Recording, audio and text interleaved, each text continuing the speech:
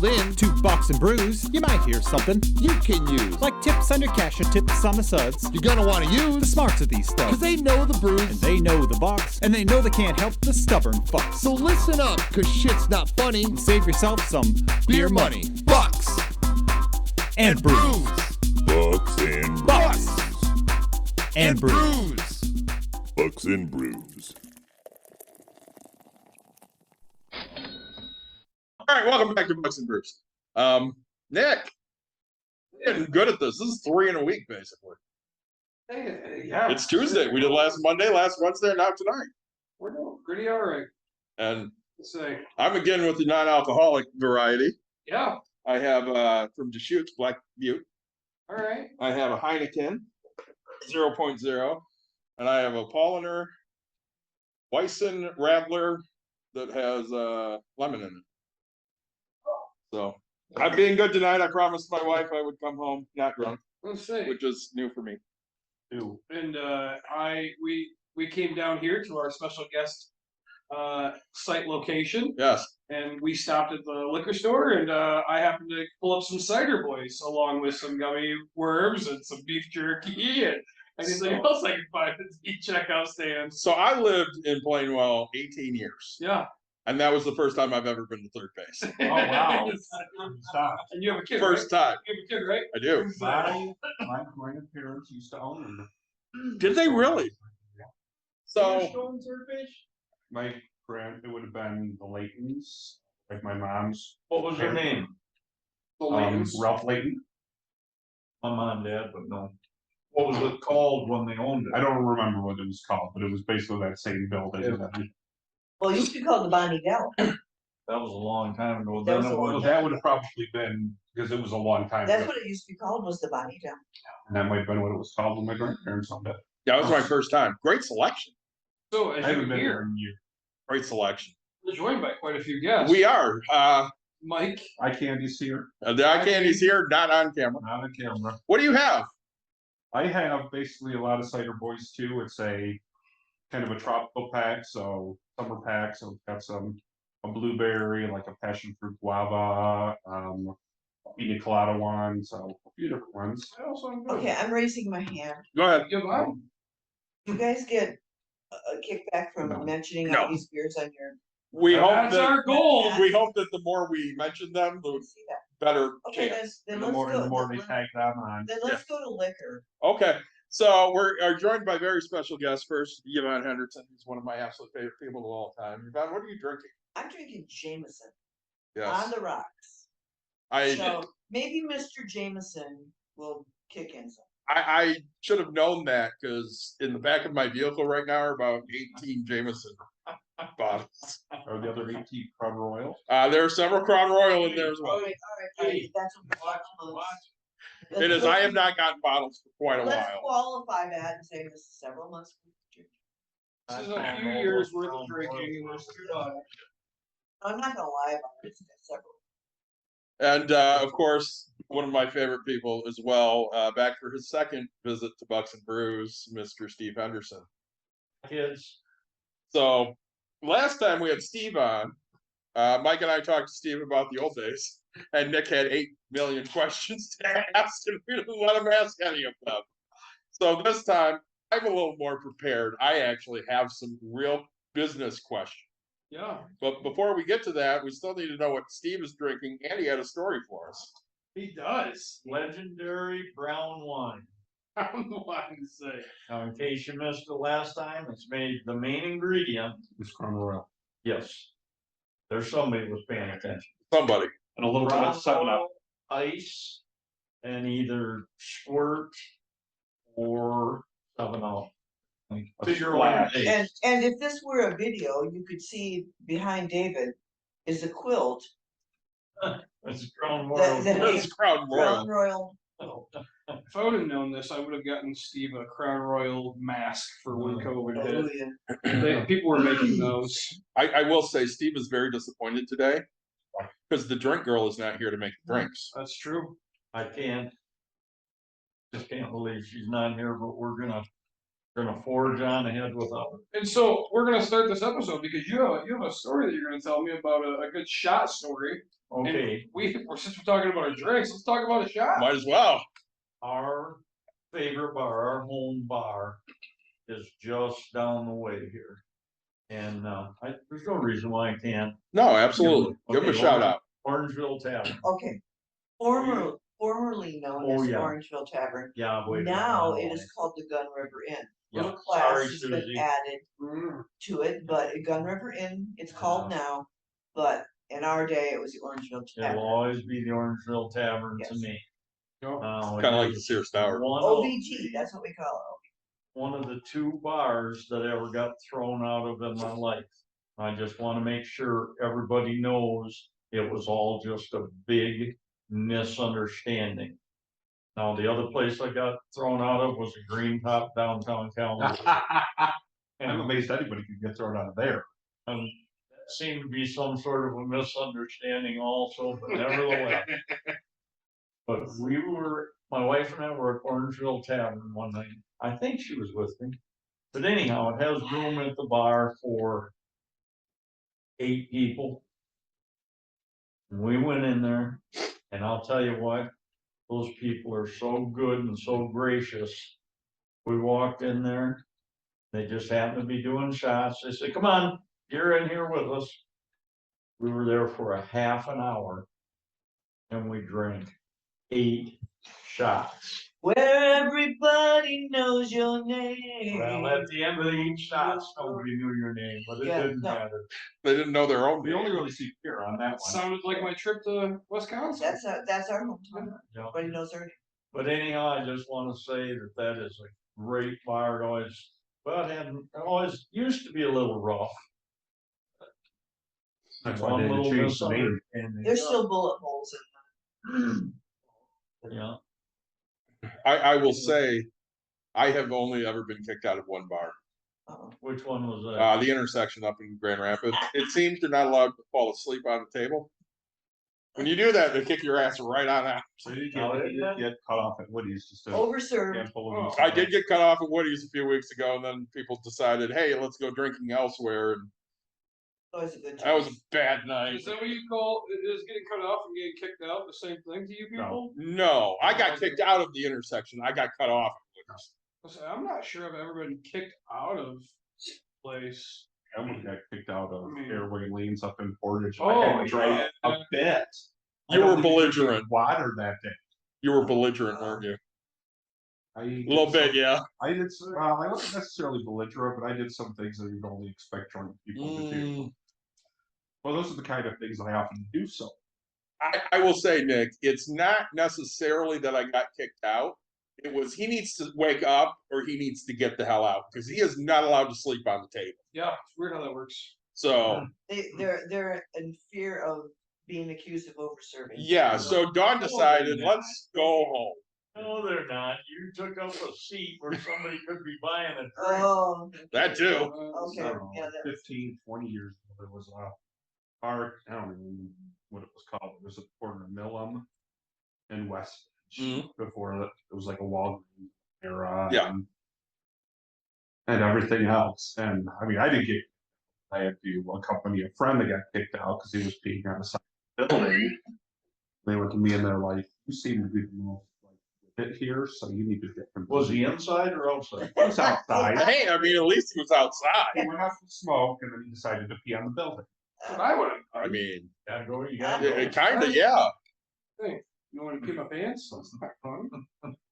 So before we ramp up into this, Nick, Yeah, you should tell us because Steve listens to every episode we do yeah, because he knows how to find them all. of course. You should tell him about your bar tab. So you guys are some liquor drinkers. Sophisticated drinkers. Yeah, of course, right? I wouldn't say that. Well, so I had to go on a little emergency trip to pick my mom up to Wisconsin last week or the week before that, whatever it was. And I'm visiting hours are over, so I go to the bar. And I get to a bar and I walk in, I order a tall Bud Light, and the bartender looks at me and she goes, if by tall Bud Light you mean a bottle of Bud Light, here you go. So, and then I look at their bourbons, and they have some Eagle Rare, they have some Larceny, they have a couple bottles of Pappy Van Winkle, they have say, and so right, Blanton's. So I order all of it. Just You had there's the urge to try them all. I did. There's 4 shots of Blanton's left, and I wanted the topper of it. And she goes, "Oh, there's a little left." And I was like, "I don't care, just take it." And so she pours it, and the Pappy was a 10-year and a 12-year, and she said the owners are, he's a big bourbon fan. She said, "Come back in the morning, and he might, share his 20 and 25-year with you." It's in the back. He wasn't there in the next morning. Granted, I was in no condition at that point. But let's say, I had myself a few drinks, and when it was all said and done for the night, when I went bar hopping with some locals, because that's what you do when you're in a small town, I ended up getting my bar tab, and it was $26. What? Yep. That's the way Wisconsin is. Yeah, that was Wow. was wonderful. I triple checked. As sober as I was, I made sure I triple checked. I was paying my entire bar tab for everything that I drank. Nick, how much did you tip? About $50. Well, Yeah. I still think you were under. I was the very. total.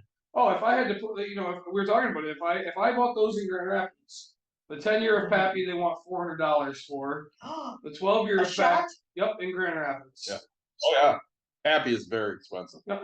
And That's why we've never heard of it. So Nick shared a video with me once on TikTok of this husband and wife, and she mixed herself a drink, and it was the last cookies. Yeah. Oh, was it cookies? she made Oh my cookies. God, she made whiskey chocolate chip cookies Yes. Well, with Pappy Van Winkle. Ooh. And her husband tastes it, and he's like, "Oh my God, these are great. Where did you get the liquor for this?" Oh, I just emptied that little bottle. I mean, you only had a few sips in that little bottle. I just emptied that one out. And he lost it. She's like, "What? It tastes great." He goes, "It should. They're like $10,000 cookies." That's funny. Yeah. No, I mean, on the nobody could ever find it, for regular price. It's it's cheap, but if you were to buy it from someplace that knows what they're doing, it's a $2,500 bottle So, just for the 10-year. so where's Pappy's? Is it a Tennessee bourbon? Yep, Is it a yep. Kentucky bourbon? Kentucky. Kentucky. Yep. So. Not bourbon, it's from Kentucky. she's from Kentucky. That's where her family. Yeah. Oh, there you go. Yep. And then so I also had some Weller, which was great. I had myself a very fine time for about $1 a drink. Oh my gosh. And I knew what I was doing, and I was regretting putting my debit card out there, but I was okay with it. And when I got my bar tab, I switched to cash and just said, "Here you go." Wow. That's a good- Wisconsin is a great state. Yeah. And so is the UP of Michigan. They have good cheese. Very similar. Oh, see, I don't know. I found my alcohol in the UP to be expensive for some reason.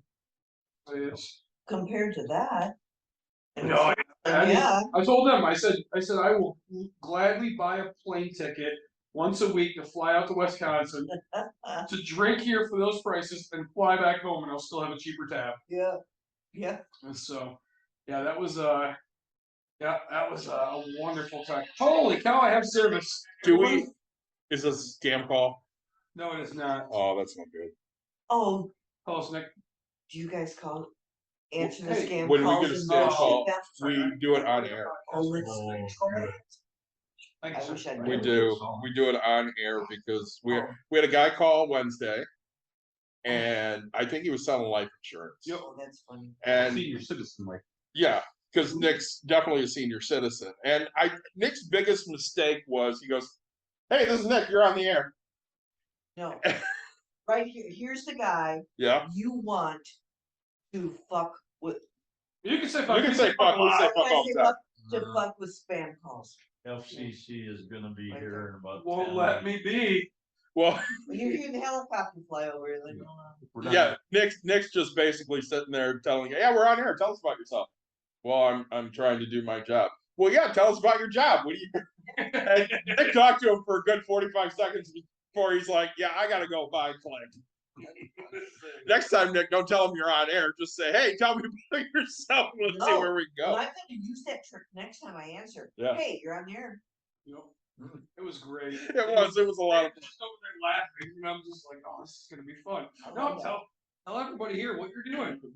We had decided to put up any on Monday because Nick got a call right before we hit record, and they were trying to sell him life insurance. Oh, I love And Yeah. he's like, yeah, tell me about it. So, the guy's talking for a minute, and I go, hey, I got a question. And they go, yeah, what's your question? I said, I buy life insurance after I'm dead because that's the kind I want.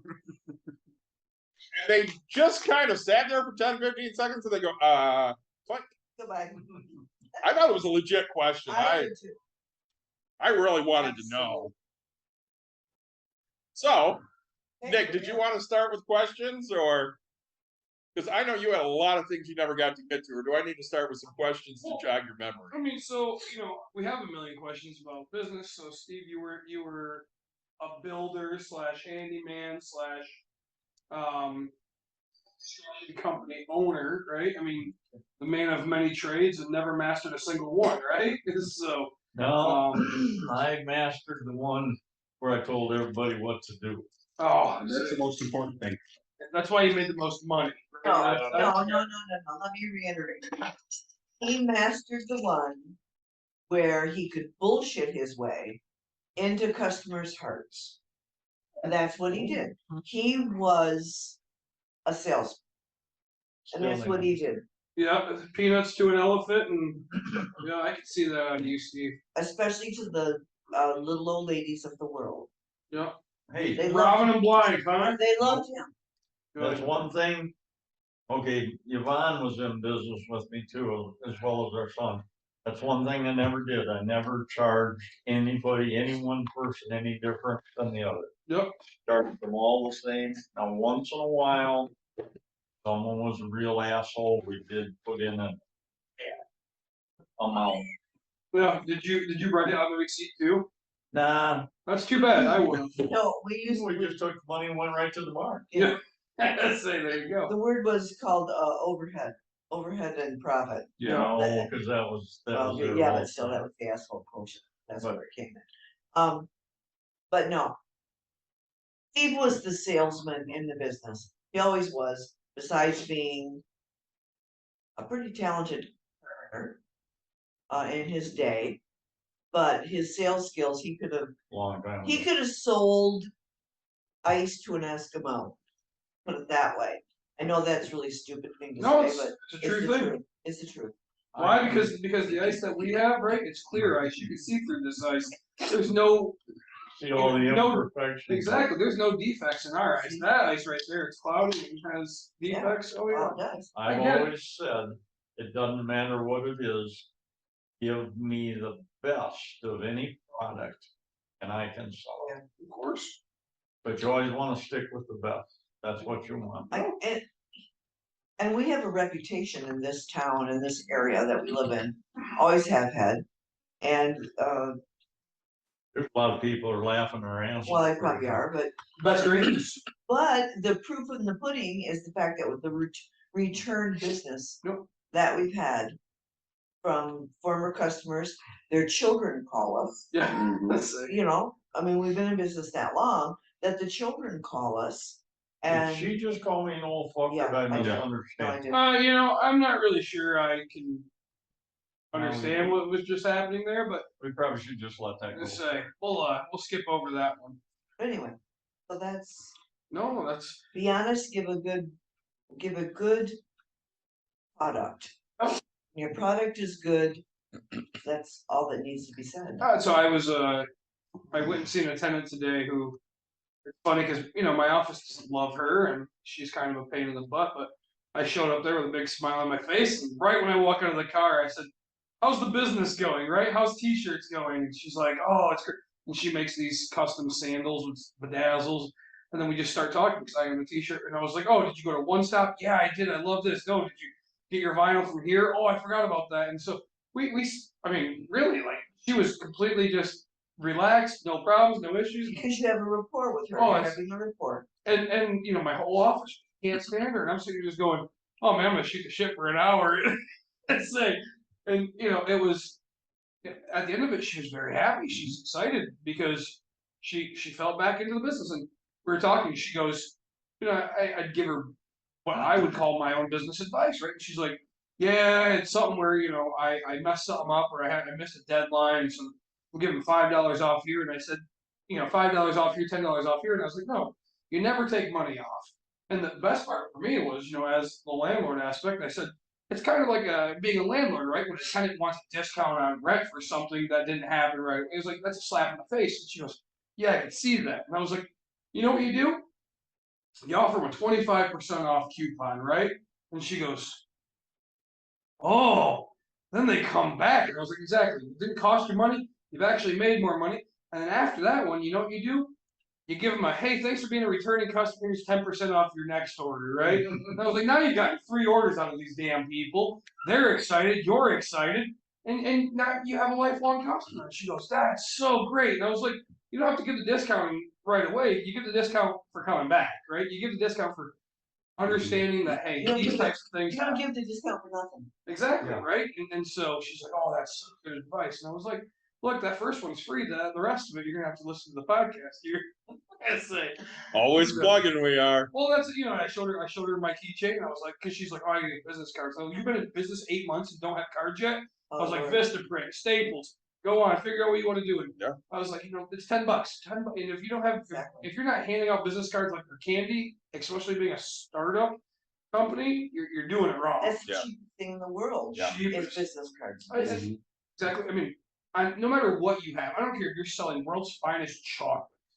Buy business cards because they're $10 for 500 of them, and if you get one sale off of that, granted, world's finest, you have to get 10 sales, but you know, if you sell one thing on most business, you've made your money back instantly for that. Plus, you profited. Plus, you've made, you know, like Yes. it's just so much to it. Like business cards are so cheap, and yes, most. I don't care if it's 99% of people put it in their pocket, throw it away, do whatever. It's that 1% that literally matters. Yep. I think you go right with kind of what you said about, you know, giving the discounts to your return. Because I think in every business, they basically say it's cheaper to keep an existing customer than it is to find a new customer. Exactly it. Well, and that existing customer spreads the word. Yes. I mean, that's where business comes in, is the word of mouth. Oh yeah. I mean, that is what our business has always been based on, is word of mouth. And you don't get that word of mouth unless you're worth the word of mouth. Well, and so now we're gonna skip past everything. I'm gonna go straight to the final.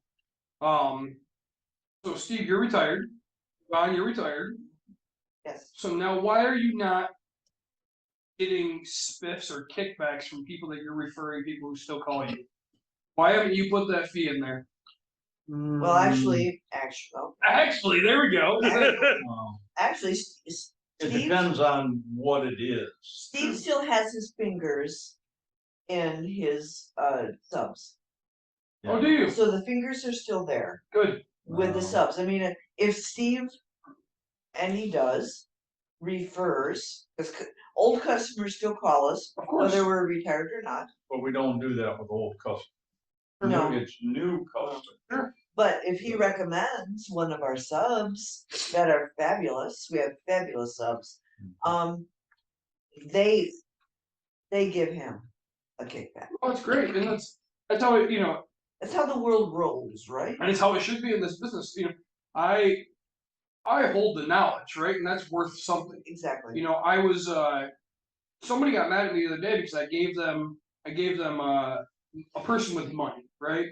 And okay, the money cost them 10%, it cost them some points, and they got mad because I put a 2% fee on that, and they're like, "Oh, what's this 2% fee?" And it came to me. I told them it's going to cost them right ahead of time.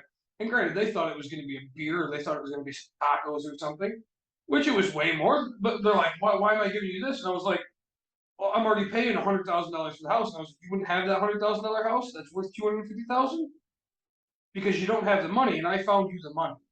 I was like, I did all the work for you. You had to make one phone call because guess what? I know the person, and now you know them. You're going to pay that fee one time, and now you can use them a million times. Right? I'm not charging you every single time. I'm not doing this every time. It's a, hey, you know what?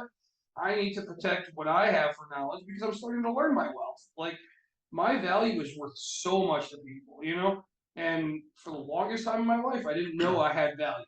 And then, like, I had a guy today. He's like, hey, Nick, I'm really hoping you can bail me out. I was like, yep, what is it? Oh, I need a plumber.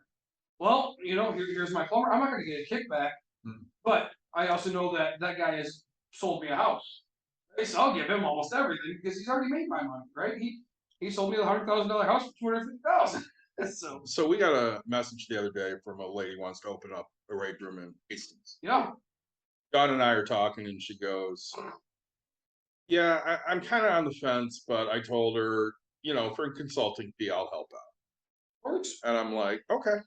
She goes, plus Hastings is a ways. I'm like, yeah, it's about 45 minutes. And she goes, oh, that's closer than I was thinking. I don't want to do this. I said, well, here's the deal. She's going to open it anyways. You might as well make some money off of her opening it. And Dawn goes, yeah, that's a point to it. I said, in all honesty, because, you know, there's all these websites out there that say you can open up a rage room for $3,000. Maybe we need to start a rage room consulting business where they can pay you to consult on how to open up a successful business. Exactly. Well, that's Have Yeah. you ever Exactly. mentioned that? You have absolutely mentioned that, yes. and you have to look at Yes. that. That's 2% right there. Yeah. That's exactly it. I mean, you know, you look at that, and you know, the thing that I'll tell you, right, is Dawn's looking at it from the picture of she's never done it. Now, Steve, you've been in this forever. How many times have you? I mean, how many times has somebody called you and said, "Hey, I need a light changed," and you're like, "Look, you can change your own light bulb. You don't want to pay me $50 to come change it, right?" I've Oh. said that to people, and a lot of them, they just don't care. That's exactly it, right? And so the thing is like, again, I'll Dawn, pay the 50 bucks. Hang out. Dawn can tell people, you know, I tell people all the time how to buy real estate. I tell people how to find money. I tell people, I give away so much free knowledge. And it's funny because my whole career, I've, you know, people are like, you know what, like I quit wasting my time because people don't ever do anything with it. It's that 1% that might. And, you know, it's really, it's 1 to 2% that are actually going to take what you say and actually go do something with it. 98% are just listening, and they don't ever actually take action. No, I mean, you know, I get so tired of, hey, you know what? I call a tenant, right? And they're like, hey, my light above my stove doesn't work. And I was like, is there a light bulb? Yeah, of course. My contractor gets over there, there's no light bulb. And I was like, I'm charging that $50. And they're, well, why? And I was like, because I asked you if there was a light bulb. You told me yes, and there isn't one. And again, it wasn't an issue that I should have fixed. It was an issue you could have, and any person in the world could do it. My 6-year-old just grabbed a spatula off the counter, so I know she can officially reach that light bulb too. So, Well, Steven said something earlier, you know, give him the best product, you can sell it to anybody. So this actually came from my wife. So obviously we see lumber prices are, you know, they went out of control for a while. They're coming back down a little. And, you know, obviously you're lucky because you're not doing this on a daily basis, obviously, anymore. And Dawn's a part of a lot of these business groups, and they're like, I don't know what to do. If I cut quality, I'm not putting out something I like. If I charge more, they're getting mad that I'm charging more. And she kind of wanted to know how you would handle that. If you're a business, let's just say you're in business and you're having trouble. Cutting back in quality is the very last place back on. Give more service, give better quality or as good a quality stuff as you've been given. The price, I mean, you can only do what you can do. And if you can't make money, it's not necessarily your fault. But The biggest take here is to be honest. To be honest with the people. Listen, I can quote you because I've looked it up. I can quote you the price of this material, and this is why I have to charge what I'm charging. I mean, that's the biggest deal. And if you can show them in paper if they need to prove. You just be honest with them and don't try to hornswoggle someone. Just be honest. That is the biggest thing you can do. Well, when we started out, we had nothing, we knew nothing. All we had was just our own ability for hard work and stuff. Our Okay, families. I'm gonna tell a silly little story, but I Okay. just think it's really significant. When we started the construction business, our Brent, you know our Yeah. Brent, he's a little bit older than you are, David, bet. but was just a little guy. And all we had, what did we have at the time? I don't even know what. I don't even know, yeah, maybe it was the Buick Skylark. 1970, that was my work truck. That, he used the trunk to put his tools, no, but this is when we lived on Main Street, where I'm going. Did we have, okay, Yeah. so I had a bicycle. And I had a little kiddie seat on the back that I would put Brent in on the back, ride my bike to Harding's. And wrote a check for the little and I had a basket, so I had to bring my groceries back, wrote a check for the groceries that I wasn't sure was gonna clear. Because it Just- took 3 days for a check to get And through. and that was a good thing back then. So I mean, that is how we started on a shoestring out of the trunk of a Buick Skylark, starting our business. And it worked. It worked because Steve found that that's his niche.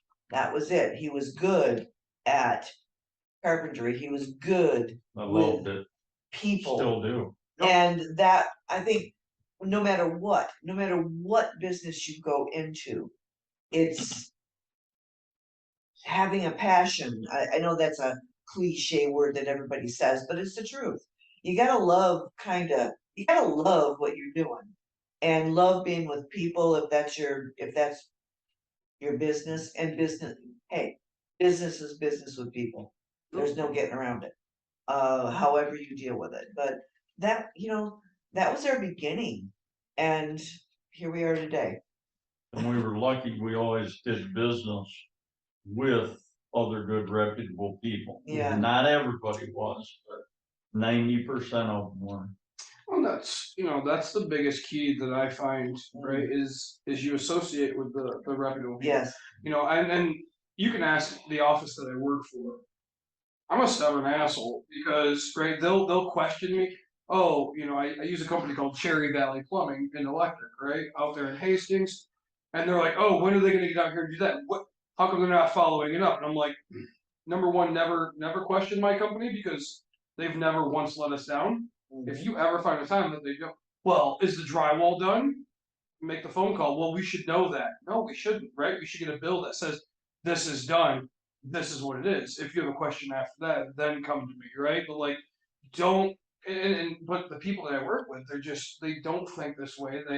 They treat everybody as because they don't know. Not at all. They right? don't know the business. Nope. And that's Let's you talk about having a passion for it. Do I have I think your passion can burn out as well, but I was drinking with my brother-in-law and sister-in-law the other day. That never happens. No, never. And who do you got? But I was drinking some old fashions, or a few in, and my sister-in-law goes, "Oh, this lamp, we can't get the light bulb. You're the gonna light bulb make broke." me an old fashioned before this is over. This ain't good. All right. She's like, the light bulb broke. I can't get it out. Whatever. Like I can get that. My wife's like, grab a potato, and I was like, I've never gotten a potato to work. Like, have you tried it though? Yep. I've tried it. I've never got it to work. So Needle nose that's pliers. exactly what I did. I was like, just give me some Yes. damn needle nose pliers. I'm gonna take it. Okay, unplug the lamp first. Right, of course. Just say, I twisted it up, and then all of a sudden she goes, light works. She goes, oh, maybe you could do the hallway light. Oh, good. And I was like, what's wrong with the hallway light? She it doesn't work. I was like, give me your voltmeter, like let's test it. And I was like, you know what? I was like, I don't want to do this because you don't have a light. They're like, hold on, we have a light that we're supposed to put in the closet. Here you go. And I was like, okay. I take the light down. The wires are actually, they're actually the heat sealed shrink tubing. They're kind of heat. Oh, They're together. So all right, no big deal. I cut the wire. My brother-in-law's over here. He's spending 10 minutes looking for wire cutters. And I was like, just give me a damn knife. Like, so and it was a solid wire, so I was really excited. It wasn't that frayed stuff. And so I got a solid wire. And I was like, that's really nice. Like, cut that back, grab a knife, cut. And I was like, all right, you're gonna learn how to do this. We're having fun. And he's like, okay. I was like, hey, put this wire to this wire, put this wire to this wire, line these two up, make sure your mesh is there, slide it in, screw this up. And he goes, oh, make sure you tape around it. And he goes, that was quick. And I go, yeah, it's not hard. Like, you just gotta enjoy it. Like, and he goes, all right, we're gonna do the closet one next. And I was like, give another light. He goes, no. He goes, tomorrow. I said, well, as long as it drinks up water, we'll do a second light, you know? But if I have a tenant that needs a light, and it's been so long, it's just the tenant's a pain in the butt. I'm like, look, I'll do it when you're not home because I don't have to listen to you talk. But you know, the fun. I mean, I know what to do. I've done it a million times. Yeah. You know, but if a tenant's sitting there watching, it just becomes a big problem. Yeah. Well, I don't know, we didn't know any better. All we knew is what we knew, Oh, what our parents taught us. They all hooked us up with good people, and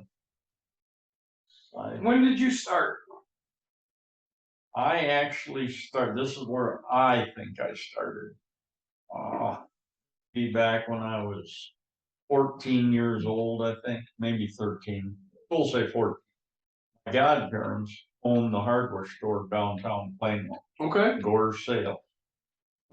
So they brought me in to just be good to me. And I helped them, did stuff, but then they got me into waiting on customers, and that was it. That's where I really started. I love talking to people. I would have never guessed that either. It's funny because when I've needed something done and it was something you didn't do, I always knew who to call because you'll give me somebody. Like when I needed the roof done a few years ago, and you're like, yeah, I can't do roofs anymore. And I'm like, that's fine. Who do you got? And you sent me Spencer. Yeah. And he came and did a great job. And I remember you calling me and you're like, there's going to be nails in the driveway. They do a good job picking them up. There's going to be some. I never found one nail in the driveway because they were all on my porch. Your porch caught him. My porch caught them. Porch caught 'em. But I've said this before, we have great subs. Steve made a point of making sure, because that's the backbone of our business, now. Well, anybody. Well, but there's, yeah, I guess in a way it is, but our best plumber, the roofer, the electrician. Good story about when you're done. Okay, yeah, our plumber, oh, yeah. We have had the same named plumber Well, for he actually, when I first started. 40 years. Longer? No, I think you're right. That's about 40 years. He was 15 years old, worked with his dad, Danny Sturman Plumbing. Yeah. And But his dad was Danny Sturman too. So we had his dad, Danny Sturman, first. Oh, and he now still works for us now. Now we have the And son. now he's 55 years old. Yeah. I mean, wow. Yeah. Oh, That's a long time. Yeah. That's more than 40. 15 to 55 is 40. There you go. Okay, Mr. Matt. Hey, Mr. Matt. you don't have to do math to be successful. Only when you're cutting some wood, right? Just say. I have a really fun one. Measure twice, cut once. Yeah. I have a really fun one for you. So right now I'm working on my wife's starter. And I have to take out a bolt. And my You were just a jack of all trades. He kind of is. my 12 millimeter won't fit. It's just a bit too big. My 11 too small. My 7/8 too small. My half too big. There's no in between of any part of any of this. It must be a metric. You need like a. I did 11 to 12 and it's not working. Yeah. They make wrenches will grab that nut that is really not any size. Yeah, It just pinches down. I just don't, I don't know if I have space to get in there. I'll figure, honestly, I'm just gonna end up ripping There's it out. a real problem. They don't give you enough space Yeah. for it. But, and I think what the problem is it's got enough corrosion where it's built up enough, rust. The actual head isn't what it's supposed to be. Can you heat it? Yeah, I'm going to. That's the solution. I'm actually, I'm probably not going to be honest with you. I'm just gonna be lazy as shit.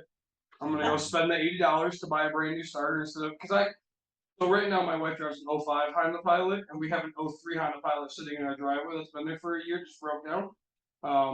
Well, it's not broke down, we just let the battery die. And all of a sudden I was talking to my brother this morning and I was like, hey, I'm having this issue.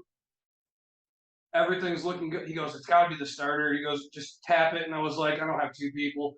So he's like, you have a parts car right in the driveway. And I was like, oh, I do, that's right. So I started kind of wrenching on that one. And I was like, oh, never mind. I'm just gonna buy a new one. The only reason I didn't want to buy a new one is because if it's not the starter, then I'm $80 into that. I'm $150 into the battery. You know, something could keep going to more and more. But we're both pretty positive it's just that one part. So I'll get that ordered up and take care of that. Like getting down on the ground ain't that much fun unless It's for the birds. Oh no, I'm poor. I'm not always. Pour my ass. Yeah, see, my neighbor.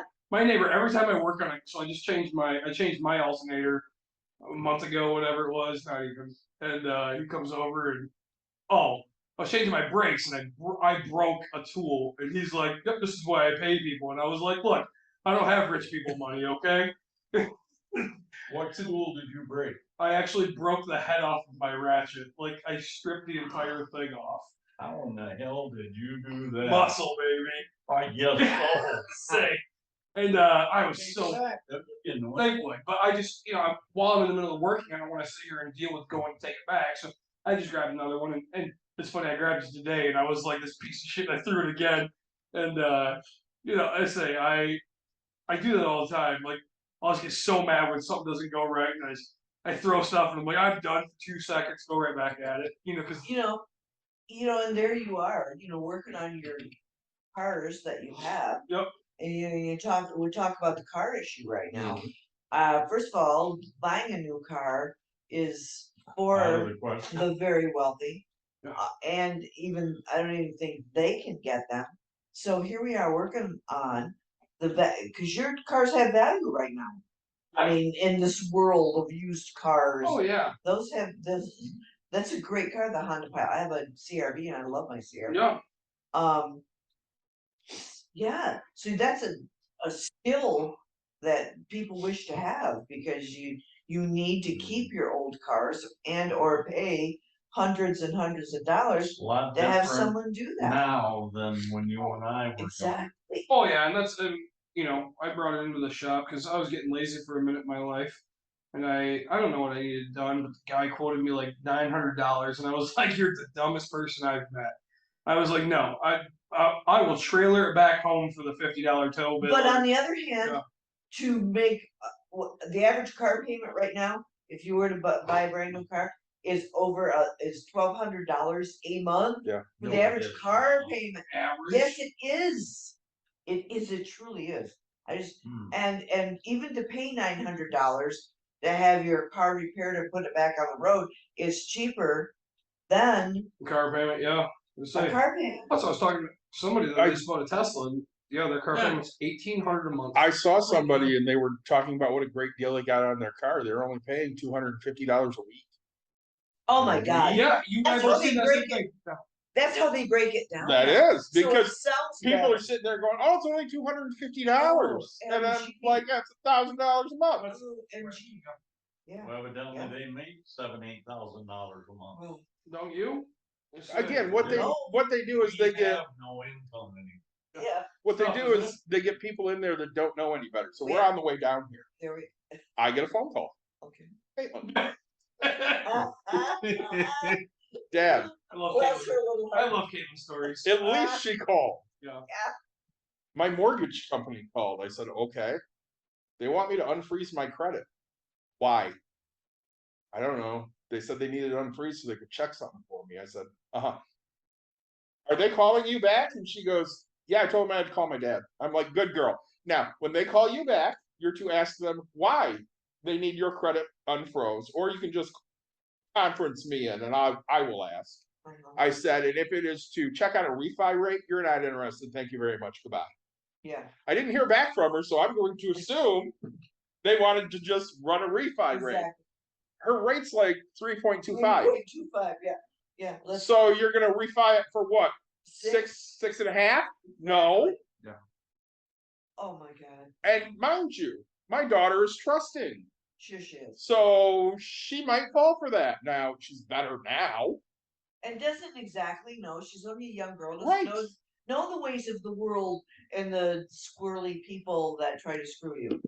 So I'm looking, I got on Reddit because I could look up things that we might want to talk about on the episodes. Oh. And one of them I saw today, this woman is upset about she had gotten a zero interest card for 18 months. And she's mad now because she's been charged $2,100 interest because she didn't pay it off in time. Okay. Those are fault. It tells you what you're supposed to do. I get that it sucks, but It's follow the rules, read the fine print. It's right there. Wait a minute, Yeah. and I shouldn't say. And you should. You should. Okay.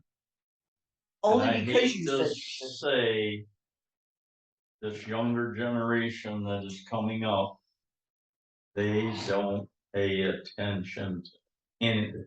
They don't listen to anybody. They don't pay attention to anything. And then when shit goes wrong, they can't understand why. Sorry, what'd you say? see, I think part of it is the fact You're that not in that generation. he's a millennial. Uh-oh. I'm 33. Oh, I'll be He's a 34 millennial. tomorrow. Oh, Lord. Okay, you're a smart one. So Lord save us all. But I was also raised by my grandparents, which is a completely different culture. right? part of the problem They're like is It is different.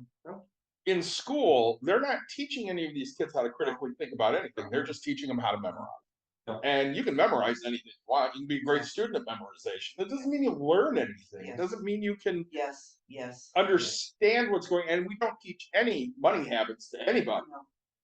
This is a terror. I'm sorry, I interrupted. Wait a minute, this could be This could be a This could be a scam call, folks. not a spam first. call. That's too bad. this is something like, We'll let it go. no, I gotta let that Just let it go. Okay. So yeah, Sorry, Bambi. you know, Nick and I talked about this because poor people, the system is set up against. We had that talk last week. We did, yeah. Because really the best thing for businesses is to keep you poor. Because if you're poor, you're gonna keep, making bad choices. And I don't know. I agree with that totally. okay, well, we can discuss that for sure.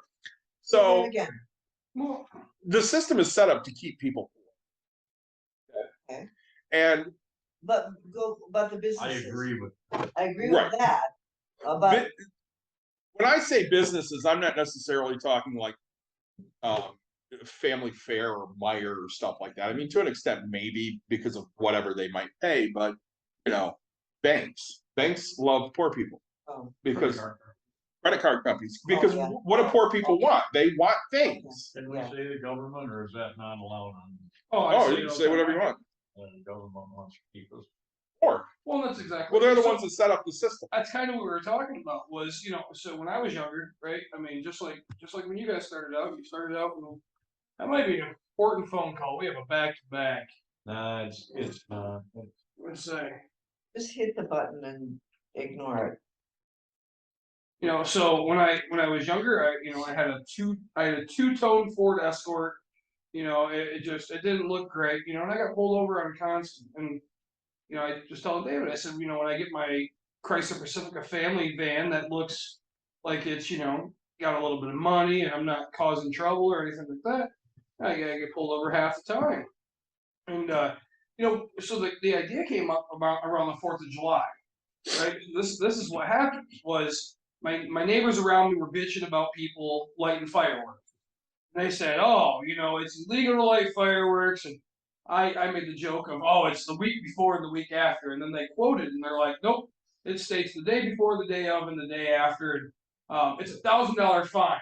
And I said, and I responded with, so it sounds like if you're poor and you can't afford $1,000 fine, you can't light fireworks. But if you got $1,000, light those some bitches whenever you want, because that's the worst that's gonna happen is you get $1,000 fine. Who gives two shit? If you have $1,000, you just that's way like light them, I'll light them today. I don't care. $1,000 just to blow out. I get charged for it, yeah. That's exactly it. Right? If you get charged for it, and so it's so the idea is like right. It's if you're rich, that $1,000 that rule doesn't apply to you, right? Because you've already budgeted that. Let's say I go spend 10 grand on fireworks. I'm only going to spend 9 because I have $1,000 to make sure I can pay that fee. You've said it how many times? You know, speeding tickets. Bill Gates. Bill Gates. $100 bill on the ground. Bill Gates ain't bending over to pick it up because it costs him more money to bend over to pick it up than it does just step over the $100. At one point in his life, every second, Bill Gates, every second, right? Which people don't, our brains can't fathom it. But every second, Bill Gates was making $103 a second. Okay, so if he dropped a $100 bill on the ground, it would have taken him more time to pick that bill up than it would have been for him just to continue to walk and let that bill fly. Because every step basically is a second, and he would have made more money every single step. So, you know, if you look at it from that sense, like rich people, I mean, a speeding ticket, sure, it hits your insurance and do whatever, but you can buy insurance at any price. You can do it. So speeding tickets, yeah, they're $110. Back when I was a kid, like I was like, oh man, I hate the speeding ticket and I hate the insurance. But now I'm just like, I mean, it's $110. Like, I really want to get there quicker. You know, laws are meant to supposed to. Hey, let's make it so these people aren't happening, right? We'll get into a different conversation a whole nother time because I just heard something that pissed me off on the TV. But you know, I just get so mad like looking at that. Like now that I have $110 to my name, that's just. It's just meant to keep people, the masses, because the masses are the one that are driving this. Okay, you know, you mentioned Bill Gates and there's several other like gazillionaires out there that we can talk about, but when it comes to the world of business, for every city in this country, there are businessmen, business people who are wealthy in a lot of people's eyes, but not the Bill Gates wealthy, but wealthy enough in other people's eyes. And what they have done in their cities, communities, is create a market and a job market for people. And a good job market and a good living for people.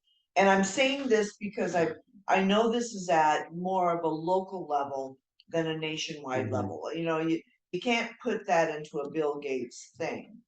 So when you talk about that and the people that are wealthy, and maybe they wouldn't bend over either, but they contribute to a community and offering jobs. And not just jobs, the good businessmen offer benefits to their people and a lot of other things. So let's, you know, when we talk about businessmen and business companies, not just men, but business women, that And she brought that in. I'm gonna say, you know, person that said you have to, sexism earlier. yeah, you have to do that. I think we have to throw that in there too, because you know there really truly aren't a lot of Bill Gates out there, but there are a lot of really good, very wealthy people who are really good business people. We're not even to 500. But last I knew, I haven't looked in a while. I thought it was 489. Don't quote me. 489 citizens in the U.S. are billionaires. Yeah. Right. Compared to compared to everybody. Exactly. So I mean, you know, and then but billionaires, right? So like really just Stupid money. The money that, again, we talk about it. One of my favorite things, Mark Cuban dropping an F-bomb for 30K, right? When 30K means nothing to you, man, like you've done well in your life, okay? And I love the small business aspect of things like that because they are the ones that give back. They're the ones that, I mean, just like you own a business, you coach, right? Granted, Right. I don't know if you sponsor jerseys for Yes. things or whatever, but Yes. For you know, like I- 20-some years. one thing I'll tell you is I know that you buy ice cream, right? And that's a huge thing, right? But, For a bunch of degenerates and their players. it's a- but there's there was a couple of the teams that. There you go. and that's the small businesses. I have quite a few friends from Eau Claire, Wisconsin, which is and where I ended up being. And Eau Claire, I'll tell you, absolutely hates Menards. That's where Menards started. That's where they're from. Really? Because the guy, right? Because I mean, let's say he's probably up in the. I don't know if he's a billionaire, but I would say he's up in the well past $500 million range, and he does nothing for that. But town. see, that's wrong. Like That's just. his name's on the YMCA, but I didn't see his name on the hospital. I didn't see his name anywhere else. I went to a baseball game that was out there. I didn't see Menard sponsoring the baseball field, and that's the kind of thing where it's Exactly. like, dude, you're You see him on a race car though, because he's making millions of dollars off the race car, Well, his kind of thing. kid You had the same raised thing His down kid in are- Fayetteville, Arkansas, or whatever, where Bart started. And Yeah. Oh yeah. Well, again, you look at a lot of these big chains, and they're just awful Mhm. places to work for, deal Yes, they with, are. buy from. Yes. Mhm. I don't shop at Walmart. I will not fucking shop at Walmart. I hate Walmart. That's not my deal. I will go to Meijer, but if I'm going to shop for groceries, I really want to go to Horrocks. There's 3 Horrocks. They got great stuff. See, but I think what is behind the scenes, and that's why cities like Grand Rapids and Kalamazoo and any city, there are people always behind the scenes who don't get their name on buildings, who don't get their name on roads, that contribute. And that is kind of the big thing. I guess right now, as when we're talking business, those are the people that really do it for their communities, and they don't want recognition. They don't want a name out there, and Well, I would agree. There are those, like you said, Kalamazoo is a good Yeah. example. There are plenty of those, but then Oh yeah. there are those other families that, the Gilmores, the Afghans, the Strikers, and their names on everything. but what have they? Okay, they built a hospital, Yeah. and that's what they've done, and that's a Absolutely, wonderful thing that they build a hospital. But are there still people on the streets? Yes. Are there still people clamoring for housing, and Mhm. why aren't they building? You're talking Really? a fine line here. Well, I know that, but I guess here's the point I'm Do making. we have a family that comes in and lives with us? No, Our family? because we can't afford it, but we're not there. But there are lots and lots of people who could give lots and lots more. There was a time back long before even us, because we're old bucks, but there's a long time ago, when communities they didn't even know about the federal government. They didn't even know about the state government because the community took care of community. Mhm. And we've lost that. We have truly Oh yeah. and this in that way lost the church. And I shouldn't say churches, but churches do a great thing, but a community taking care of a community. And I guess for me, Well, and I agree. Like the church aspect is like, but what I'm finding with churches right now is that churches only take care of church community, right? Correct. You don't see them going out and yeah, and you're right about that. The really good ones will, but they're few and far between. Well, and they're not the big Yeah. ones, right? Well, when we did the Holland Pride celebration. Oh yeah, Hudsonville. Well, no, when we did Holland, the one next to the vendor next to us Yep. was a church Yep. Well, the same thing at Lowell. No, Yeah. the vendor right now. No, well, I think Spectrum or whatever was on the one side, but then the one right next to Spectrum was a church. And Well, it's not a, when you Yeah. did it in Hudsonville, it was sponsored by a church. Well, he was so to your left was Yeah. that church.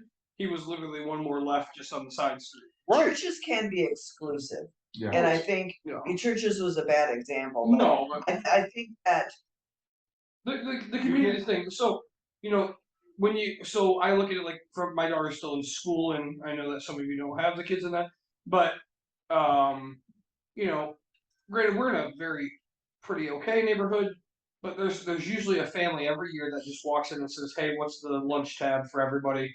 I'd like to pay the back debt." Right, and that's what it takes is a random person. and they don't They get don't their get name, recognition. They don't get exactly. anything. They don't get their name on the street. Exactly. They just do it. Yep, and Exactly. you know, I have a friend of mine near and dear to my heart, very well off, right? Sold everything that he had, that he owns, and donated it all to a specific college. And they go, "What do you want? You want your name on this?" And he goes, "Nope."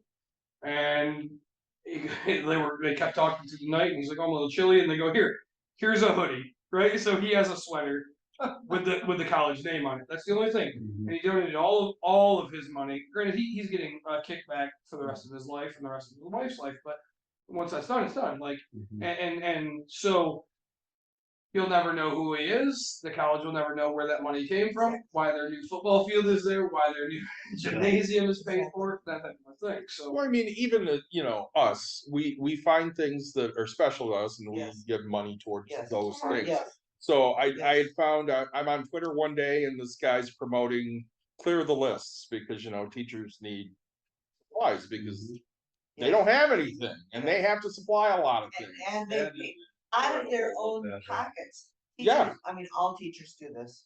And they're vastly underpaid. Yeah. So the guy's like, "Yep, share your lists. Let's help get these Do it. teachers things they need." And I'm like, "Oh, this is awesome." And the first one I saw, I'm like, "Oh, I'll go buy some stuff."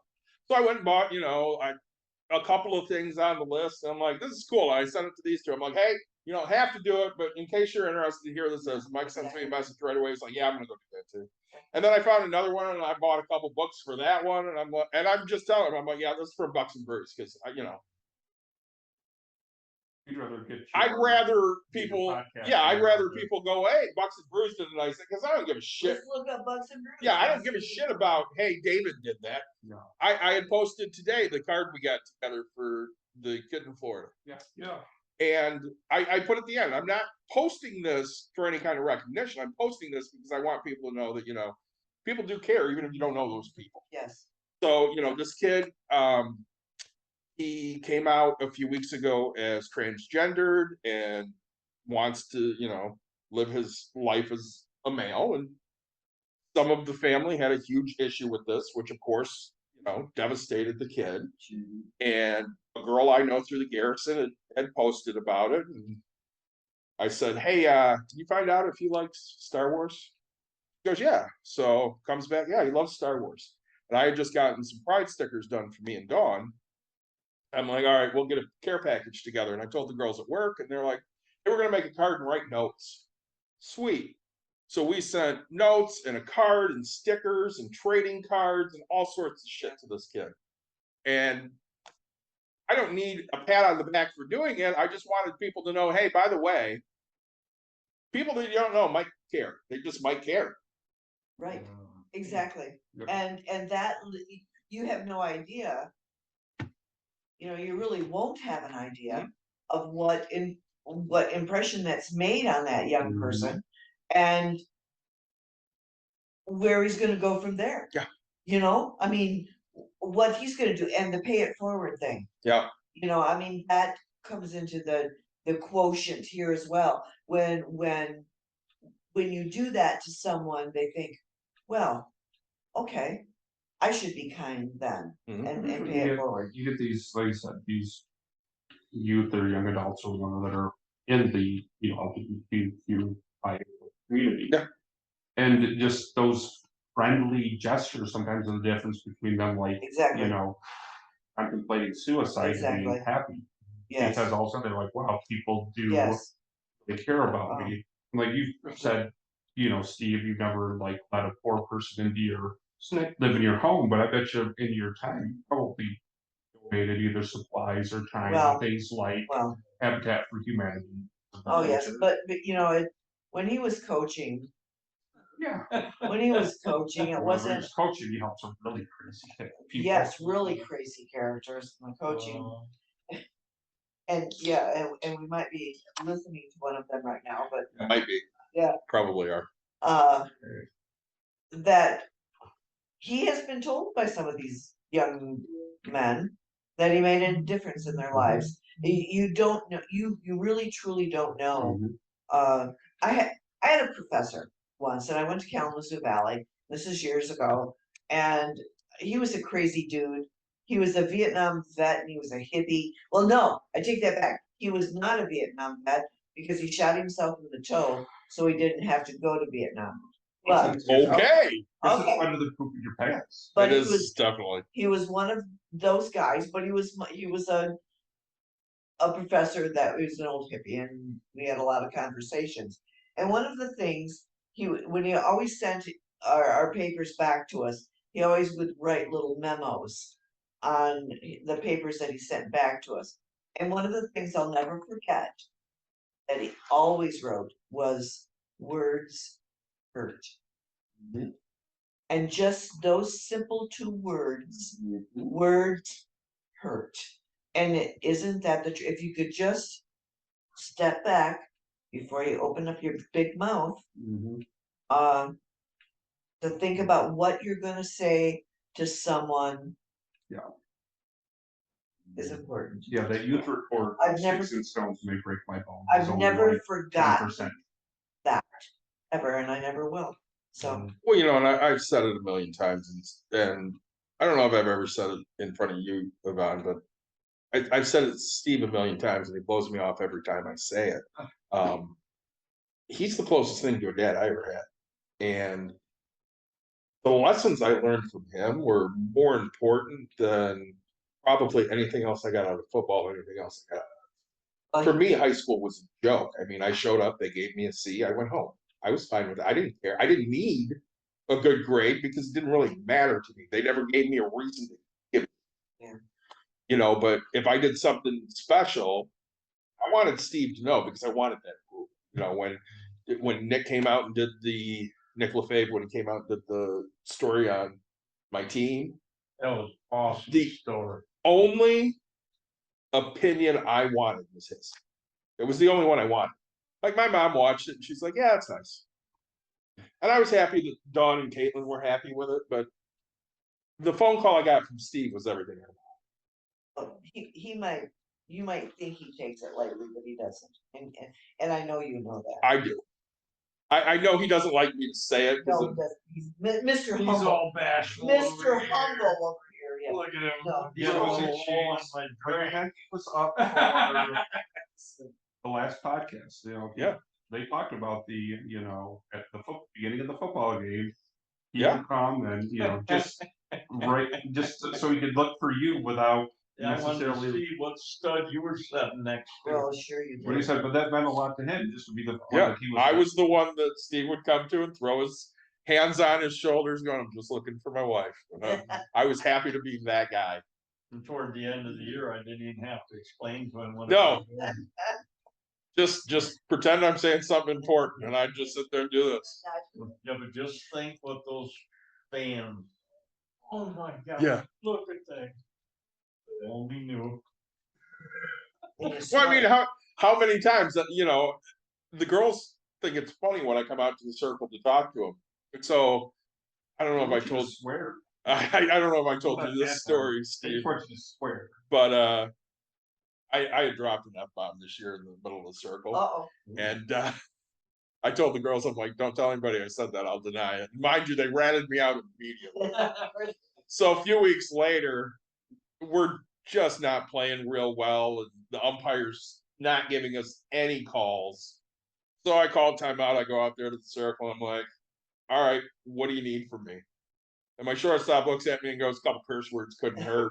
And the first baseman goes, yeah, that might actually help. So I said a couple curse words. I turned around and I walked away. And they got out of the inning. And I'm like, all right, well, I guess that worked. They think it's funny when I swear. It's not like I'm trying to do it, but hey, if that's going to loosen you up and get you to play a little better, I really don't care.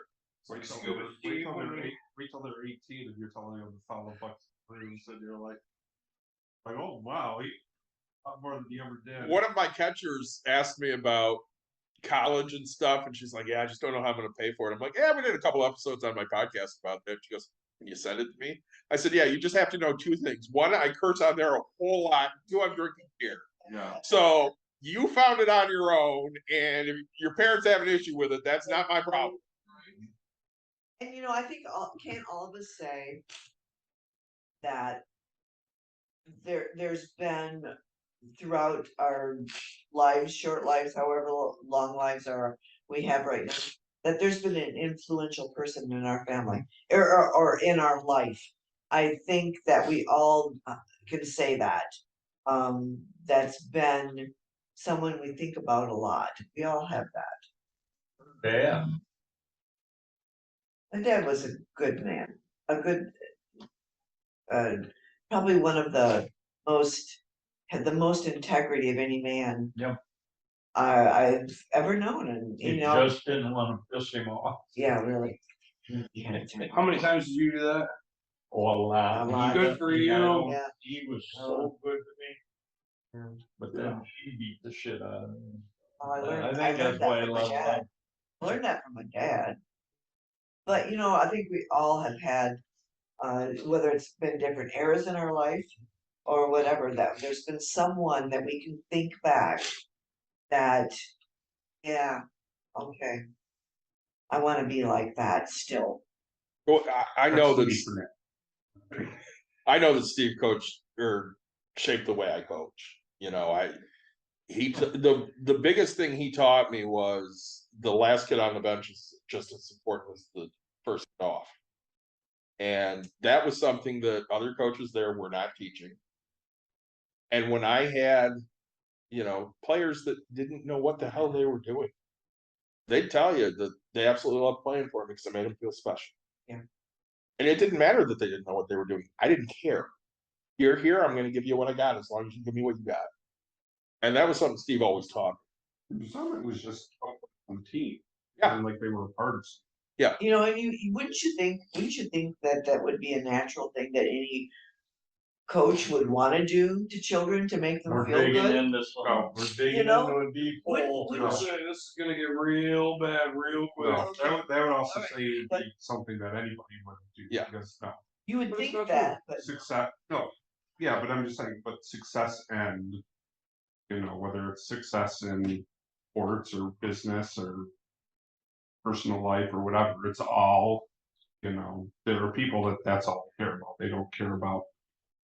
Well, I said for a long time, most other people look at me and they think I'm a crappy coach because my team sucked. And Dawn said to me a long time ago, she goes, "You're never going to win there. And you just have to be okay with your legacy." I'm like, I know what my legacy is. I'm okay with it. It just sucks. I also want to You win. knew what you were Yeah. walking into when I you did. walked into I it. knew exactly what I was walking into. I knew I was going to get my brains beaten on a daily basis. And you're not upset about what you did there. are No, you? not at all. I was the best thing to happen to those kids. I say the other thing that we're upset about, the fact that we'll be up by X amount of runs, and then the kids don't show up for the last little 2 seconds. But when you think you have it, just can't finish. No, Nobody was I mean, you want a free dinner out of that just because I made a dumb bet. you're welcome. He gets that with his good team, once. That's I don't know. I mean, I think the person that you look up to the most, because they say that you're the average of the 5 people you hang around with, right? And so when you talk about, there's always an influence or a mentor or something in your life. And that can go both ways. There's good and a bad, right? So yes, I know too many people that have had things going for them, and then they get the person that they look up to that's really big into drugs, and they're having affairs, and they're doing things, Mm-hmm. and then their life just turns to crap. And I'm like, this person's a multimillionaire living their life, and you wanted to be like them, but you didn't have any of the work ethic, you didn't have any of the stuff beforehand, you didn't have the money, you had nothing. Now you have a drug addiction, right? Like, because that person did. And so I think it's just the the person that impacts your life is very huge. Oh, sure, there's negative impacts and positive. Yeah. Absolutely. Yeah. And in a perfect world, wouldn't it be that we can all take away from, especially the negative impacts, and turn those into the positive impacts, but in a perfect do world, that doesn't I always think the happen. balance is going the wrong way. I guess maybe, I disagree. It's not. yeah, I would almost I hope disagree. you're right. Well, I think the impact's just kind of, it looks different for what you're seeing versus what I'm seeing, right? So, I was listening to somebody the other day, and a little bit of your generation, and we talked about it a little in the last podcast, right? We were talking about how you're thinking about selling some stuff and doing whatever, and you want to make sure you leave your kids with money, right? Your generation, I've changed that view. well, that's like, but your generation is, hey, I have to do this, and then, your parents before that wanted to leave it, and now it's, this generation is, I'm gonna make it or break it without anybody having my back, and they're fighting it, right? Because they don't want their parents to control anything that they do. But I think that's been through every generation. Someone's doing do the opposite or things like that. Unless you've had that great guidance growing up where it's like, hey, look, this is what we do. You're a plumber and stuff like that. But I think what I'm seeing is just, hey, I don't need anybody else. I'm gonna make it, and if I don't, it's my own fault, right? I think that there's a lot more responsibility taken by people than we actually see, because we see a lot of people failing. So I think I sent this to both of you. I saw a TikTok yesterday from a younger millennial. And she said, and basically called out boomers and Gen Xers. She goes, we're the first generation that if we have toxic family members in our life, we're just done with them. We'll never talk to them again. We don't give a shit. So if our mom or our dad is toxic, fuck them. They're dead to us as far as we're concerned. We're just moving on. And I sat there thinking about that, and I still am kind to my father. I mean, if he calls, I talk to him. I don't cut him out of your life. Yeah, I haven't cut him out of my life. I don't have a relationship with him, but if he calls, I'll take the phone call. Yeah, how not to act?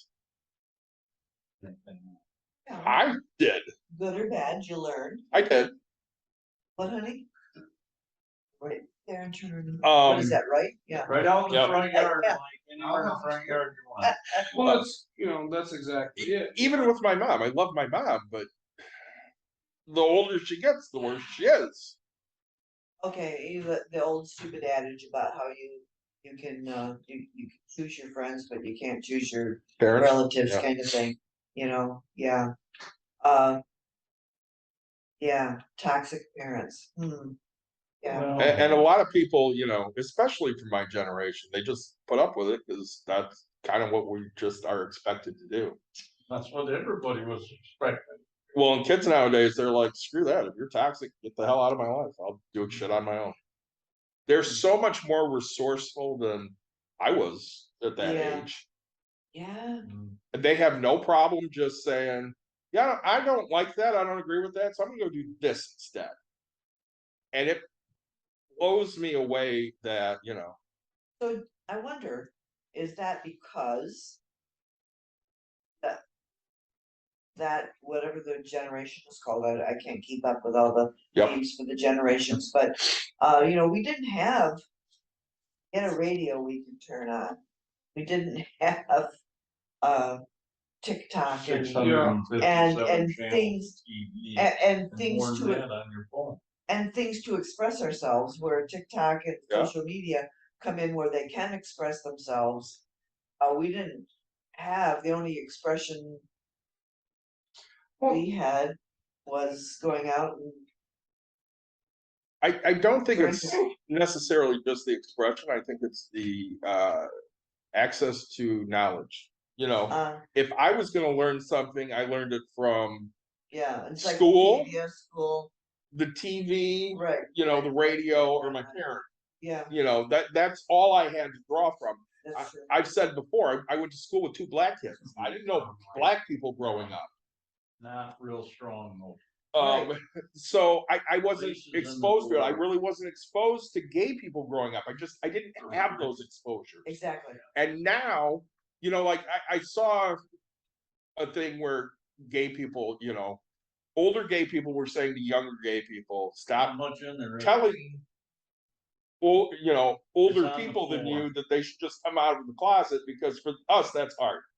We lived in a time that when you did that, they beat the hell out of you. Whereas, you know, kids nowadays, yeah, that could still happen. But it's definitely more socially acceptable because there are people out there that are like, I don't Yeah. care what you are. Well, that, and people that will support them. Yeah. from everything, whether it's social media or what, they get a support system where older, whether you're, it's a race or or sexual orientation, in our day, there was no support there Yes. at all. You better stay in the closet because we're in the 60s, you should be. Yeah. We really didn't, there were very few that we knew of. But as we grew older, we found out that they were gay, and it's like, yeah, okay, I can see that. Yeah. I can see that now, you know, and I hope they're happy. Well, actually, a lot of those we could see it back then Well, too. but it wasn't, Yeah, yeah, so no, The the world- social acceptance. Oh my I God. mean, you know, you look at that type of thing, and it talk about it all the time. It takes masses, right? Mm-hmm. Like, and I was watching. I don't want to say it wrong, but like Just set that down. it's called Bill Maher, right? Bill Maher is like, hey, the amount of you know, the amount of gays that are coming out is grown progressively over the past 5 generations. You know, you had 2% of the population, now you're up to more. way to go. I've never heard Steve actually turn down a drink I know, because yeah, it's really. too strong. Yeah, I'm sick right now. Mike's a heavy pour. And the heavy. That was a good, I can tell by the color right away. You know, I look at this and now it's a tough question, and feel free to answer it because that's what I want. What was one of the biggest regrets you had in your business? This was on my list. Oh. Use more Jameson? Do you need to cut it with anything or just? Oh, I was just like- Actually, this is a pretty easy question to answer. Is not getting my wife involved in my business earlier. We might be having the same conversation, but it wouldn't be here, it'd be somewhere in the Bahamas. She is so good, and I just, Too nice at not accepting payment? no, you know, I never had much trouble with people not paying, you know, I had a few. Yeah. And when I had them, they were big ones, but, you know, we got through that pretty good, but she is just so much more talented than I ever thought of being. I would have offered another insight. In the business level that we didn't have. Sure. You know, again, and that goes with, what's the word I'm looking for? That I was a dumbass. The era, thank you very much. That, okay, let's keep the little wifey in the house, barefoot and pregnant. We That came was from that, not it. oh, yes, it was. We If it came ain't from broke, that, don't fix it. we came from that era Oh, we did. that maybe, and then later on as we grew together, because we were kids when we were married, as we grew together, he kind of realized, hey, she's a little bit smarter than I give her credit for, maybe. And She's the smarter of us two by far. Well, No. sure. Whereas that don't No. take that much. we're all, Let's say you we're work all, with your hands. we're all smart in different ways. Of course. And I could have offered that other niche, I guess, niche Yeah. that wasn't there before. My wife can read a book, she can understand it. If I read that same book, I'm not a freaking chance. And Right. you could have read every word, but you just went over it, you were. Yep. It just goes. Say, that's why my wife and I, I always tell people, you wanna know how your marriage is gonna work? Build an IKEA cabinet together. There's no damn words on the page. And, right, I'm handy, and she'll interpret however, grab A, and I was like, oh, find A.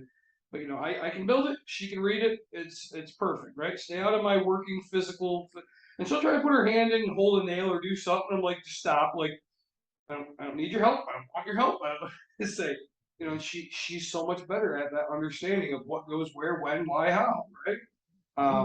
And I say, or I tell people the other thing is you want to know if your marriage is gonna last, paint a pool together.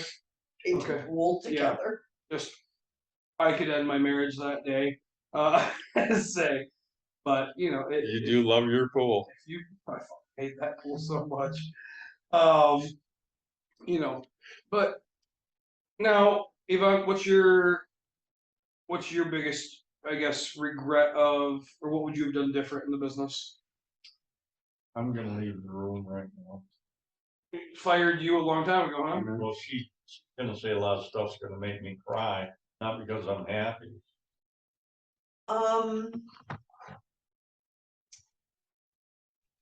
Sometimes Steve didn't read the customer as well as I did. Okay. And when I would offer my opinion about his read, he would ignore me and say, and yeah, whatever kind of thing he would say. Well, and ultimately he would learn that I was right. I didn't do it a lot because generally he was very good with the customer. But I don't know if it's a woman thing, I'm not gonna go there, but I can read people pretty well. I'm pretty good at that. And he was all in the bullshit mode. Because when he was schmoozing a customer, he's in bullshit mode.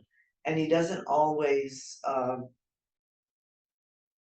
get the nuances that are there. Well, I did. I could tell. Would this relate to difficult customers? Yes. Okay, which drags me into the next one. How did you deal with those difficult customers? Well, I let him deal with them because he's the one who hired him. He's the one who worked for him. I told him not to, and he did it. It was like, yeah. We didn't have that many. And we didn't really. We truly didn't. It was just, you do what you say you're gonna do. I'm trying to And think of an instance that. no, we don't want, because Oh, we then don't you're wanna gonna do have that? to say something Oh, that's gonna okay. hurt somebody's feelings. All right.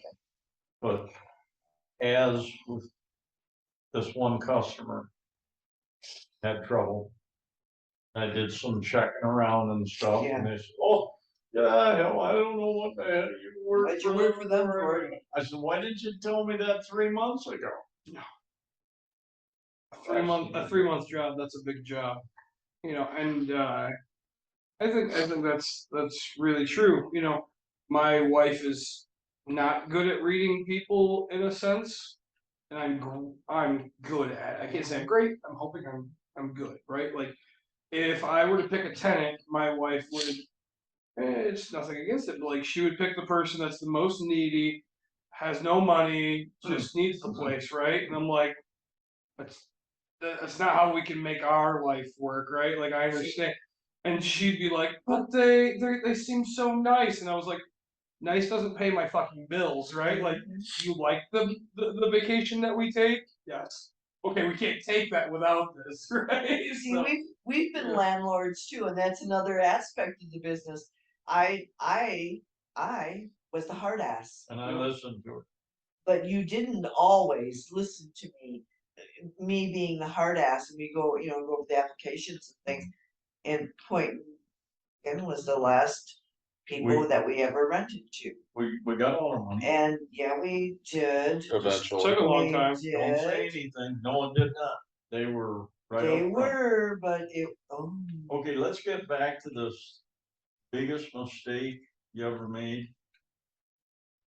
We should have invested in real estate Always. a lot more. Yes. We should. Wouldn't put 2 fucking cents. No. And or all these annuities. What the hell is annuity that they want to sell you over and over and over again? Oh, we've been there, done that. Ronald B. buy Weiser sold me annuities. 11 Buy- annuities. Buy real estate, 11. right? That is the, Thank you, for Ronald. us, for us, Um, it was always the best investment. have I told you about grain? Right? Grain.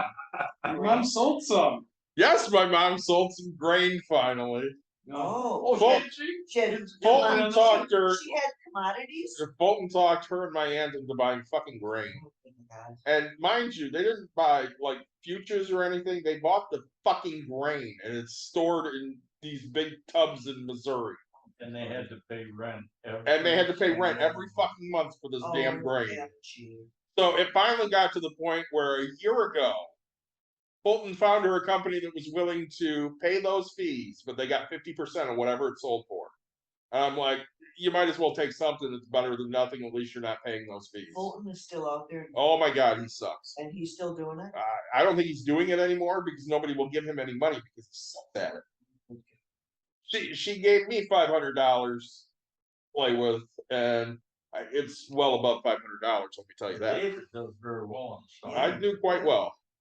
I was doing quite well. Well, I mean, Well, everybody everything's was. been down this year, Okay. but Still at a profit. David, do you invest in things that you know? yes and no.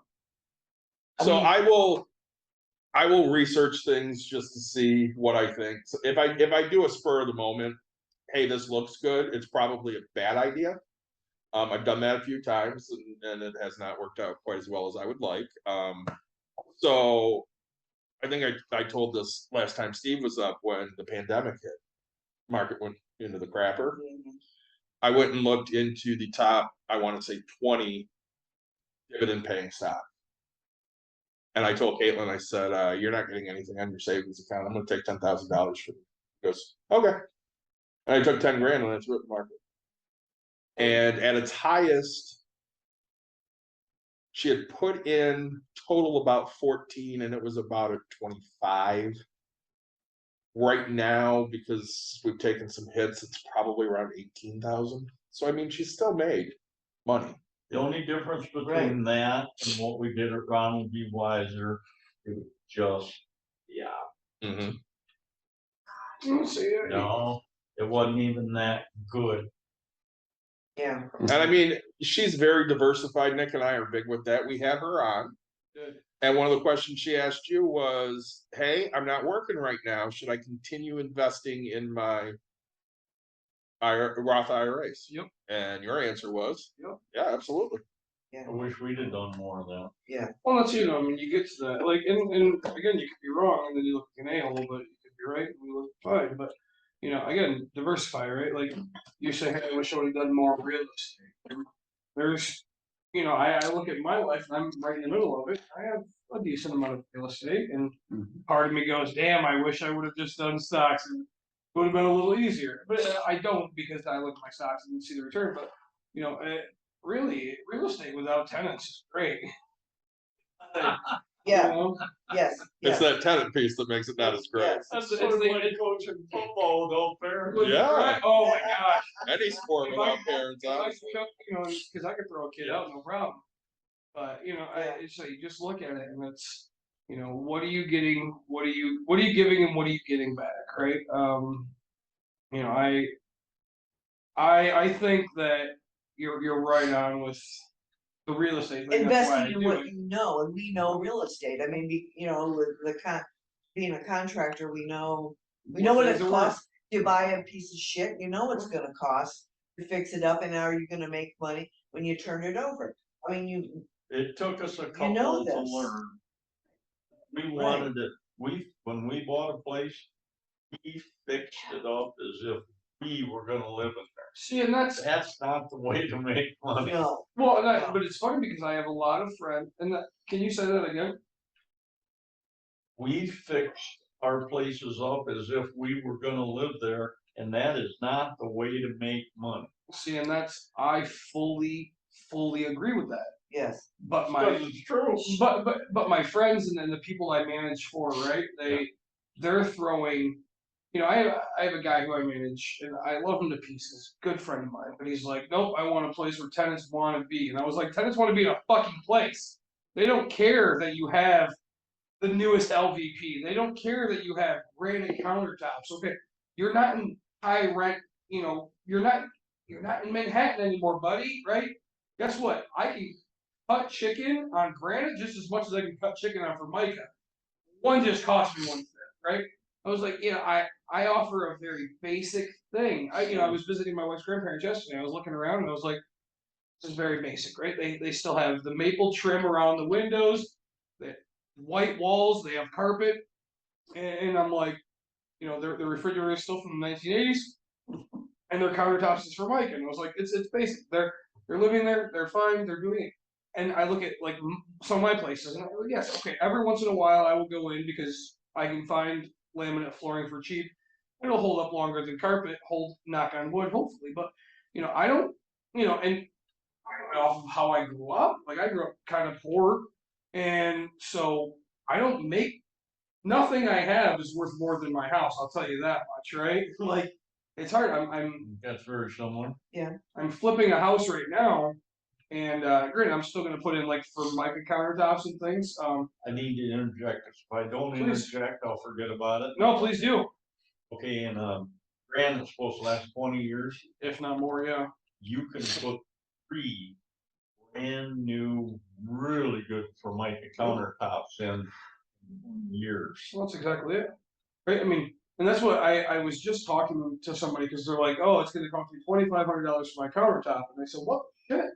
I was like, I can get a 12-foot piece with prefab Formica countertop at Menards for $210. So I'm going to pay a guy. I would pay him $200 to install the countertop. I was like, I'm at 400 and something bucks. I was like, you're at 25. Yeah, but mine's going to last longer. No, it's not. If mine gets destroyed, I'm charging my tenant. If yours gets destroyed, you're still charging your tenant, but you're not going to get your value out of it. Like, no way is a court just going to go, oh yeah, hey, they broke the stone. Like, have a good day. I mean, and so you know, There's no way I put granite in for tenants. No way. like, and then Why would you do that? Yeah, because exactly. there's people that like think that that's the way to go. You know, I did tile. I'll never do tile again because I thought tile would last forever. I didn't know I was the only. I didn't know that there was people that had bowling balls that just threw the sun bitches down. Just break it On your tile. just right in the middle of the floor too. It wasn't like it was the corner one that I could hide. It was literally just like they walked into here, they threw it in the middle one and said crack. I don't know how it happened. What do you mean you don't know how it happened? You know, and Yeah. all tenants will lie to you. Yeah. Okay. Yes. I just went and fixed an electrical plug today. Okay, this is exactly what happened. So their outlet on the left wall was working. It was loose. Guy tightened it up, and then the 2 outlets on the wall directly, let's say in front of you instead of the left, they're not working, and neither is the lights. And I said, all right, so this all you did was tighten it up. Yep. When did you move that cord? Oh, it's been forever. Oh, that's bullshit. Like you said, it was plugged in here. Your ground wire is still literally in the outlet, and you know, I said that doesn't make any sense. So I take the outlet apart, pull the ground piece out from the plug that's broken off the plug. I can see it's clearly over there. And magically the outlet works and everything starts working. And I was like, it's fixed. I was like, don't tell me it's been 2 months. Like, don't tell me it's been months because now you're just making me go backwards when I could have had this fixed in 6 seconds, right? Full done, right? Like, and that's every tenant will lie because they don't want to pay for it. Yeah. So, Yep. I have a question. Daily double. It might be. Answer daily double. Let's do it. So, you're starting your business, you're starting to get busier. When do you know it's time to hire someone to help? Well, that's a damn good question. Especially since you know if you're hiring somebody, you're paying part of your profits out now. When I started out in business, I was just looking to make money to feed my family. You were everything. You were Yes. the electrician, you were the plumber, you were everything. I mean, I did. you know, it's before we hired the subs, Mhm. Steve did it all. There were no subs. Yeah, I well, poured the footings, I laid yes, the blocks, yes, did the construction work, did the electrical, the installation, the plumbing, the drywall. I didn't do painting, no, never did painting. Nobody likes painting. This whole time, this guy has never touched painting. I just turned one of my units and painted and bitched the entire time because I was like, God, I hate painting. Oh, But this guy has gone his whole career never painting. yeah, yeah. I gotta figure out how to be successful like this. I did a little painting for her. All she did was bitch and say it was 'Cause it a was terrible really job. bad. No. He did that on purpose, so he But- never asked him again. Yeah, I'd work and, by the end of the day, I just couldn't aim. It had to do not so much with that job, because you do need help to lift things and stuff. But it was the other jobs that were coming in. I couldn't keep going fast enough to get this job done to move on to the next job. And you know, That's kinda how- and customers don't understand when you keep putting them off. They don't So care. they don't care, they want their job done too. And so, right, right, would you say that that's Mhm. when it happened is because you had jobs coming in, you had to hire someone else to keep it Actually- going. Our first helper Mm. was Steve Thor. Now he's Plainville kid. Yeah. Thor family, long Thor time, family. very respected, wonderful family. Great musician. And our teacher from high school, Bill Hott, I went to him, I said, hey, I kind of need a kid to help. He said, I got just a kid. So Steve Thor, he got out at noon, come out, we'd start working, we worked till 4 or 5 o'clock. Steve Henderson Construction was an actual bona fide co-op company for Plano High School. And I don't remember any tax credit coming our way. Yeah, really, but he was. I wonder if we can go back on taxes for that. I don't know, I wonder, maybe. You know what, I'm not gonna fool with the IRS. Yeah, What's we done is done. we don't care. But we'd get done. And, I said, you know the guys down Gloucester Storage? Yeah, I know. Okay, pretty good." Steve is only 17 years old. Yeah, and I was 23, 1, 24. 2, maybe. My male dancing career went off, so Oh, I knew I was gonna Damn. stick with construction. that's too bad. Yeah, I mean, you figure it out after 6 months. It was only 6. Anyhow, I'd give him, I don't know, whatever a 12-pack was, $5, $6. He'd come back with a 6-pack. I knew I had a good employee. If you gave me money for a 6-pack, I would come back with the holiday 5-pack every time. You're not 17. I would have been. At Yeah. 17, I would have come in with the holiday 5-pack every week. I would be like, Holiday five you know, pack. here's your holiday 5-pack, you know. I told you to buy 6 beers. They only sell 5-packs the entire time. Well, I'm sure I was not any great motivational person or big important person in his life, but he did continue on to be a contractor. He's very, very successful and very good at what he does. He's a good kid. He's He's not a kid. Yeah. How old is he? Hell, he's 65. Well, he was only 4 or 5 years younger than us, but yeah. Yeah. Okay, yes, he would be 65, Yeah. but yeah. Yep, it's time to get him on. See what he's Yeah, doing. see what he has to say. No, How about Henderson Construction? Well, Yvonne and I have, I don't know, changed my direction of where I want to go in life. No, notice my toes. No, the people, the people listening to us cannot No, notice your good. toes. No, don't have to move in on. No, they are dirty as hell. I was walking in muck up to my knees down in the creek today to try and fix my irrigation. 2.5 hours. Pumped my ass, used up all my good energy and didn't do shit, didn't solve Didn't anything. solve the problem. That really broke my We ass. needed these big guys right here to be down there stomping around in that mug. Oh, yeah. Move it. Yeah, I can see that happening Yeah. right away. I mean, I might sink in the mud. Good for you. It'll, yeah. People pay thousands of dollars to have that muck put all No over their shit. bodies. we're gonna let you do it Yeah. for only, we only want a couple hundred apiece. That sounds like a deal right there. Sounds like a hard I pass for think me. so. That I, could, speaking of business, that could be a new business. We can get some brown wine. I was surprised. So we are in Steve and Yvonne's house. Like I will say you guys need to start renting this place out for weddings. Do you? That You're bar- about the 27th person, that- you know why we don't? because you want privacy and you guys are lame and don't like Okay. money. No, it's that. Why don't you? We love money. But we're lazy.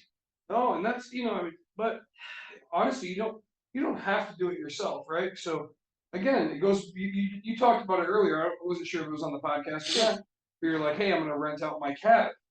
So you can find people who are willing to rent out your stuff and tell them, hey, you have to clean everything up. You have to set everything up. We'll gladly let you borrow it for weddings. Oddly enough, I believe No. we found that person, and I think we're in good shape for the No. cottage to rent. No. But this place, we We if we'd something, been younger, maybe, but I don't think. we've so. lived here for 20 years. Okay, Yeah. so we're 70 now. We were 50 When we moved when in. we moved in. My grandma and grandpa were 40 when they moved. And we still had a lot of work to do at the place, and we were still working on it. Yeah, and we've been working on it for 20 years, but We'll be working on it for. if we had from the very beginning, when we were 50, actually thought about that as a wedding venue, we would have been young enough then to pull it off. We're not now. There's nothing you need to do. Again, you just Oh, really? you hire somebody, or you don't even hire Okay, somebody. okay, They pay you yeah, to borrow your stuff. You just say, hey, but you I'm have, gonna come do it. but you have to trust those people with your property, and I don't trust people with my property. You know why? Okay, Because people suck. yeah, basically. And that barn that we have, that was built in the 1870s, could never be replaced. Ever. And if one little Even- cigarette or something electrical thing were to happen, the barn goes up in flames, it will never be replaced. And I can't risk that. No. That's why. She won't That's even fine. let me go in the barn anymore. Well, I mean, that's probably good. I think it is. He can walk in the barn. Oh, Let me know when you want to start doing some woodworking up there. We'll make you some stuff. Oh, you should see. Oh, you opened up a can. of worms. You should see the live vegetables he's doing right now. Oh my God, they're so beautiful. Yeah. Oh no. You're retired. Doing what I want to do. Good man. so I have another question. Of course. So, being a business owner, Okay. friend calls you up, says, hey, I need you to do this. I want a discount. How do you deal with that? I usually don't. Usually they don't ask that. So you've been lucky in that aspect. Okay, here's what Well, friends. they know me good enough. Okay, here's what friends do though. Here's what friends do though, is they call and they just want it done. They don't ask for a discount, they don't offer anything, they just want the services done because they're a friend. Can't you come and like trim my room out just because you know how? Yeah, I'll be there to help you, maybe. No, you but- don't want their help. I mean, no, that has happened many Oh, yeah. times. I mean, And needless to say, no longer our friends. well, that's, I mean, I don't know. I deal with that quite a bit, right? Like, hey, can I get a place or whatever? And I again, when I was talking about my brother-in-law and sister-in-law, if you're giving me drinks and we're just Exactly. shooting the shit, yes, okay. Normally, I don't know what I would have made off of that. I don't care. The fact is like I did it because I wanted to, and you were hospitable enough to give me drinks, and we're sitting around. Like I go to one of my best friend's house, and I look at his windows aren't trimmed out. Like, I'm that guy who'd be like, man, you just had the kid. When are we gonna get those windows trimmed? When you coming over? Oh, let's do it tomorrow, right? Like because But again, that friend helps you, correct? oh I mean, man, he's there at as the a drop of a saw, hat. measuring, exactly. 100%.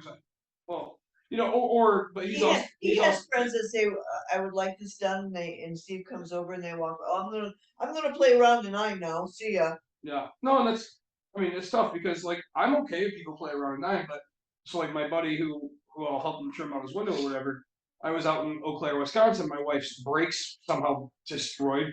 I was like, dude, her car did this, and this was 2 weeks ago, now her car's dead. And I'm like, hey, he actually said, hey, if you need anything, let me know. And I was like, can you go check on her car? And he was like, yep, my lunch break, I'll be there. He went and looked, he did this, and he's like, hey, this is what I see. I was like, he goes, after work, I'll do this. And I was like, so it's kind of an even A trade, reciprocal thing. 100%. Like, Exactly, and I have other friends where it's, hey, I need this, and so exactly. like if it comes around, it goes around. Like I'm all As about long as it's a reciprocal thing forever and a day, will we help? But then on the other hand, I had this one friend, very, very good friend. Yep. Redid their kitchen. Charged them the final price. And they said, well, we're not gonna pay that. No. And I didn't say anything. Yeah, he sounds like And they said, we're gonna give you $1,500. yeah.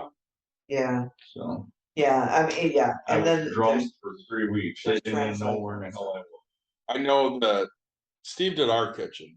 I think I said that the last Oddly time. enough, I think. Oh, imagine that. Yeah, That's funny. Oh, sorry, that was our kitchen. Yeah, because Steve gave us the final. We're sitting there talking about prices, and Dawn's like, "Do we want to get quotes?" No. Why? Because I trust Steve. She's like, "All right." She Okay. goes, "But I don't want to hear that you're mad about a price later." I'm like, I don't give a shit what he charges me. I know him. I trust him. It's all I care about. And what a beautiful kitchen. Oh, it's gorgeous.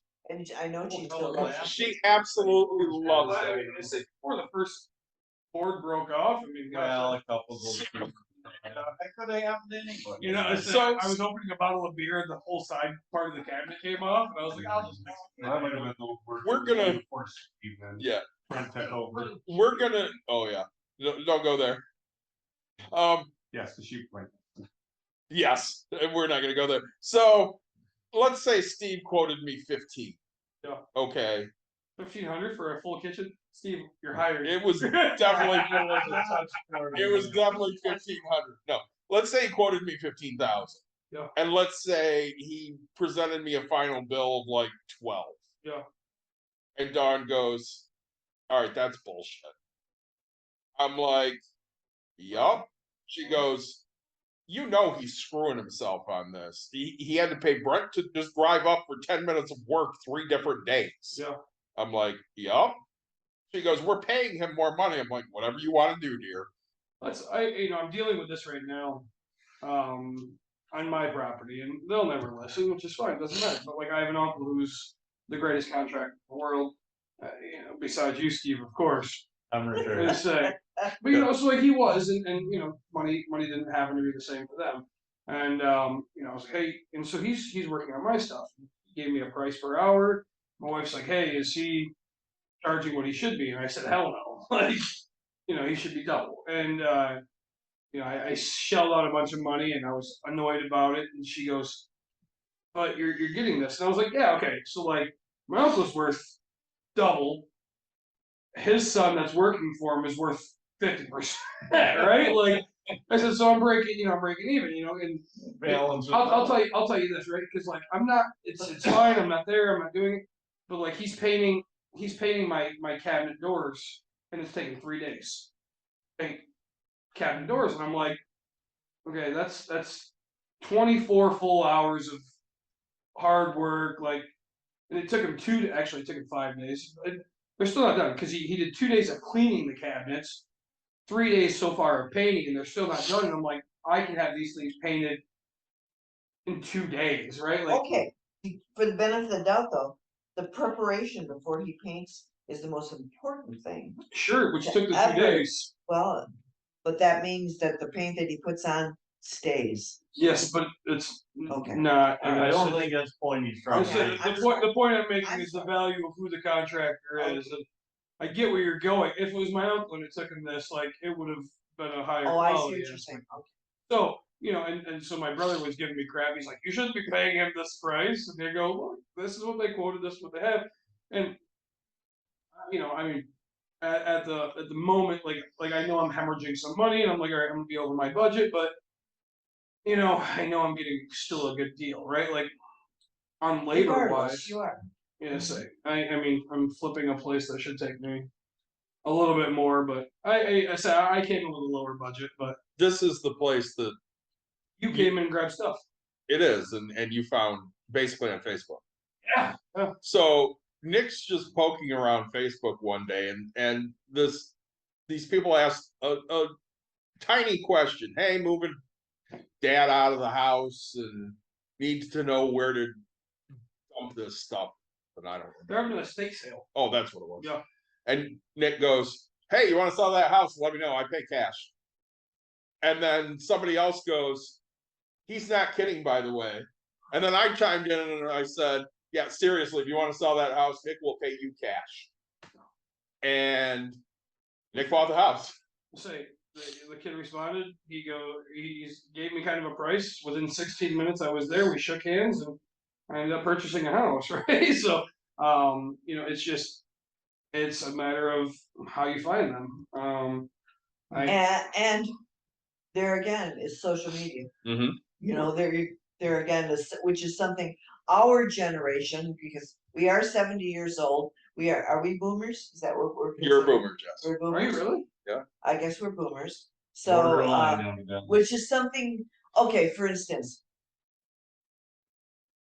when we want to find out as boomers, when we want to find out if a restaurant's open, we call them. Yep. You No. I hop online and I love You it. No. go online and you look, but Yeah. we actually, we No. literally call That them. is so unreliable. I mean, Thank you. It is It's unreliable just at the way times, we yeah. so David and he's a technology guy. Yeah. And they all get pissed at me, right? Because like we'll talk about going somewhere.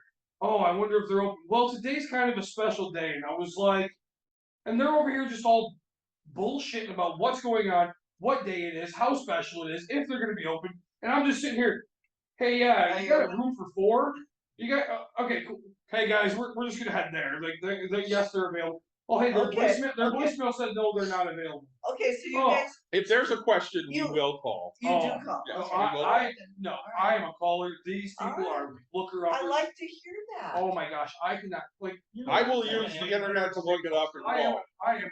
The exchange doesn't. I'm trying to call about, right? I just Yeah. trusted everything. So Nick's sitting here going, oh my God, the beer exchange sounds like the greatest place ever. They play it like the stock market. Nick shows up at like noon. And they don't do that until 6 p.m. And he's like, this bar sucks. I hate this place. Yep. Well, it's because I mean, that's all I was told. Nobody told me that it started this time. You would assume in like 5 months. you would assume the whole time. If you've been told about something your whole time, you wouldn't assume that there's different hours. I assume the bar is open. That's what they're doing the whole time. I mean, it'd be awesome if they were doing it the whole time. Right. You But- make half off of Michigan cans during happy hour. Yeah. Oh, man. But no, to so six. I am. I'm old. I'm very old Okay, school. you're old school. Then. It's like people are asking me constantly, how do I apply for your unit?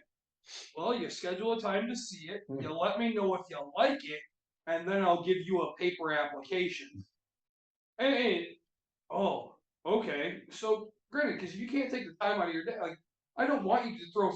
And this is the problem I have with tenants and people bitching on a constant basis about, oh, I'm spending so much money on an application. Stop applying for things before you're guaranteed it, right? Like, this. I'm not a freaking credit card. I'm not going to pre-approve you and go, hey, yep, you're approved. Oh, you're approved for something I don't have available. Like, right? Application. Truly, Yeah. people that Oh, apply yeah. have to apply. Oh, yeah. But You have to pay yes, a fee. Holy Yeah. shit, did Yeah, we well, miss the boat? That, I guess. Well, so. Nowadays you have but- to do like and here's background checks. background checks and credit checks. You ever do background and credit checks? Kinda, No, right? And that's kinda, I like You these say like right? Like, yeah, I called a reference. kinda. So like, what and that came up in my TikTok was the fact that like boomers, right? You talk about how hard it was and how you did all this. Oh yeah, when we bought a house, they but credit technically didn't become available until like 1980 something, right? So like when they were buying houses, they walked into a bank and they said, "Oh yeah, fuck, here's a house," right? Like this is kind of the money you make. You didn't really have your credit checked because it wasn't a thing. Credit score started in, I believe, 1987. Yeah, something like that. It's crazy. So, I mean, now I can check for evictions. And so I don't pay for that. You pay for me to draw that information. We could have used that with that I one think lady. we had our nephew do that for us because Yeah, he's, actually, the last. yeah, place the we last did. one we did, we had our Albert, nephew do that You know for us. Kyle Bird? Yes, You know Kyle Bird. How about you, Mike? You know Kyle Bird? he would be too young for Mike. Okay. 'Cause he was. Did you I just think call 1 Mike year last after me. walk, or- Mike isn't old There's a lot fuck. of old fuck getting involved here. Well, Mike was a senior when I was a freshman, so Kyle would have been in 8th grade. I'm closer to 50 than I am 40. I'm closer to 45 than I am 50. 45. Okay, well, There you go. But yeah, so I run a background to see what they have because and people ask me all the time, they're like, oh, what do you look for? And I was like, look, I don't care that you owe college debt. That doesn't bother me at all. I don't care that you owe medical bills. Everybody has them. But what I do care about is, have you paid your utility bills? Have you paid your past owners? Right? Because if you owe your utilities, that means you don't care about the house that you're That was renting. the only questions we ever asked. Yeah. And we got recommendations. We were brand new. This was the very first Lord. place we bought, but it was second year. This lady wanted to apply to buy this place. I called her up and I talked to her. I said, well, you're gonna need recommendation from your manager and something else. She said, well, wait a minute. My manager's just walking by right now. You want to talk to her? I said, yeah. Hello. Bing, I bing, bing, don't bing, bing, think bing. that was her manager. Bing, bing, bing. I think she lied to me. Well, that's just it. I mean, and you have to be able to read to that aspect of things, right? It's like, I trust and, people. well, and you always want to trust them, right? And so, what I'll get people to do kind of the same thing. Oh, they're walking by. Oh, hi, yeah, I'm Tammy's manager. Hell yeah. Hey, you don't introduce yourself like that. You say, hi, I'm Nick. How can I help you? Right? Like, if you're telling me what you do, like that means you've already been Right off the bat. cued of how it is. And then I go, okay, hey, how long has Tammy been working there? Oh, I think 3 years. I didn't ask for you to think. I asked for you to know, right? Go find this file. We'll pull it up. Tell me what it is. I don't want your opinions. I don't want this. Like, I want facts. I want statistics, and I want to see how this works. Right? I want you to tell me oh, hey, when I go to other property management companies, I make a phone call and they're like, oh, you can send me an email. Nope. If I wanted to send an email, I would have sent you an email. I want to talk to you. Do you know this tenant? No, I don't. Okay, great. Like, just say, yeah, and oh, sorry, I couldn't get a reference, right? Like, if your landlord reference can't come through, that's not how I'm gonna work. Like, you get these red flags on a constant basis. So the red flags would be for you, or the utility bills. What about the past evictions? I mean, That's a huge. I heard you say think that. oh my God. That would be a huge red flag. I don't. Yeah. I do not take anybody with a past eviction. Okay. Especially if they owe on the eviction. Okay. Still, like, you haven't paid your past landlord, even though you got evicted. Well, that was when I was younger. I don't care. So People always say, well, I'm different than from the past. Okay, show me you're different by paying the fucking person because you owe it. Yeah, paying It them literally now. it literally shows that you're okay with your loss and you took the L in court. Pay that person, right? If a person had a 10-year-old eviction and came to me and showed me that their judgment is closed and said, yes, I was evicted, I paid the landlord because in the court physically said the landlord won. If you paid that guy and said, hey, you won, you did everything, Then I will look at you and go, you know what? In the past 10 years, you probably changed, right? But if you didn't pay it until last week because you won a place, 0. Right? I had a person come to me and go, oh, I owe $2,300 to my old landlord. Good, pay him $2,300, then come to me. Right? If you still got the extra money, we'll talk. But until you pay that guy, I'm not taking your money because guess what? You're gonna have that's 23 to him, 23 to me, and I'm not gonna deal with it. Like, we don't miss that stuff. I don't blame you. It's a pain in the butt. So well, and Nick says he's old school. Nick is so old school that let's say Nick owns 100 things. Nick goes to the bank on the first, pay for all 100 things with cash. Well, Then you get a receipt. And get a receipt. And get a receipt. very much every time. And If I only had some cash, I would. One of my favorite stories on that too is when they applied the money to the wrong mortgage, and then Nick was overdue on the mortgage, and he literally had to scream at him, It going, was their mistake. "It was their mistake." He goes, "I came here and paid it in cash in front of you. Hello? Where the hell is my money?" And you had a receipt back. Well, Yeah, where did your money go? Yep. It went to a different mortgage. I looked at it. Let's just call it round numbers. So I paid. Let's say I pay 700, 800, 700, and 500, right? So all of a sudden it showed 700, 1,600, and 500. And I said, you think I paid $1,600 over here? And I just said, F this property. I don't even want this property anymore. That's what you think I did. They're like, no, we'll fix that. And I was like, yeah, you will, real quick. Like, it just that kind of stuff. Okay, so why do you do cash? Is there a reason behind that? Because I don't know any better. No, there's nothing wrong with doing it. No, I there's just, not. He is also not good with I've been technology. told, I don't know anything about it. So like, yeah, so why aren't you doing this electronically through your oh phone? god, I don't know. He doesn't know how. Oh, Yeah, no, that Oh. seems horrible. Like, I'm gonna log in, I pay understand. 7 different mortgages, I and I just, completely understand what We're you're saying not and what you're doing. I can walk in with $5,300, throw it down, and say, But hey, at, 700 here, 800 here, 1,200 yeah, here. No. but at your age, I'm thinking that you should be doing everything electronic. Yeah, that's my, not his my, way. my wife has not paid a bill without logging into her stupid account, and she pisses me off because she'll I go in and I pay a few bills, right, and I'm like, all right, I go to DTE Energy, right, which is, you guys have consumers or whatever you have down here.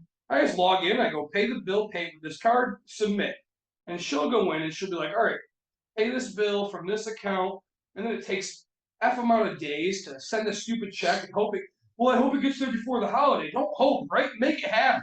Like, Yeah. I want instant guarantee, Okay. and I want it right now. She still writes. I write more checks than anybody I know. I mean, Question, yeah, just because we're old fucks, that's me.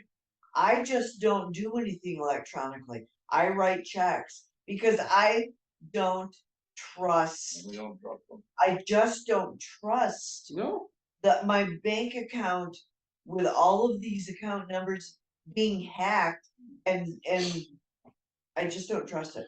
So, They can. is that a bona fide thing? It's a bona fide thing, but I mean, they can steal your information whether you. have a check or Yeah, whether you write a check, whether you do it electronically, it doesn't matter. The biggest thing to protect yourself is to make sure you're dealing with a reputable bank that will give you your money back. Because like So, people can yeah. steal bills and right out of your mailbox. Well, Okay, I had that happen. Mhm. I didn't know this, Mhm. that you can steal somebody's check Mhm. out of their mailbox, Which happened to us. which happened to us, and they've got your electronic numbers, that you can buy blank checks Mhm. at Office Depot and on the computer, Mhm. make your own checking account. I didn't know that Oh, could yeah. happen, and that's what happened to us. Criminals They are stole- getting better and better. Oh, Mhm. yes, We thought our And- mailbox was was the as safe safest as thing Fort Knox. in the world. Boy, it ain't, it's just got no lock on it, Yep. and the little red flag says, yep, there's something in here, Yep. come It's take very- it. away. Yeah, Or come take our something checks like out of our mailbox. And that's what, Maybe and that's what this girl did. Mhm. It wasn't Or the the first fourth time, Yeah. and you know what she got? You know what she got? Hmm. I was, okay, granted from me, who knows where else she did it. From me, it was $1,200, $1,500. Yeah. Don't do that again, you Yeah. naughty girl, don't ever do that again. We're done.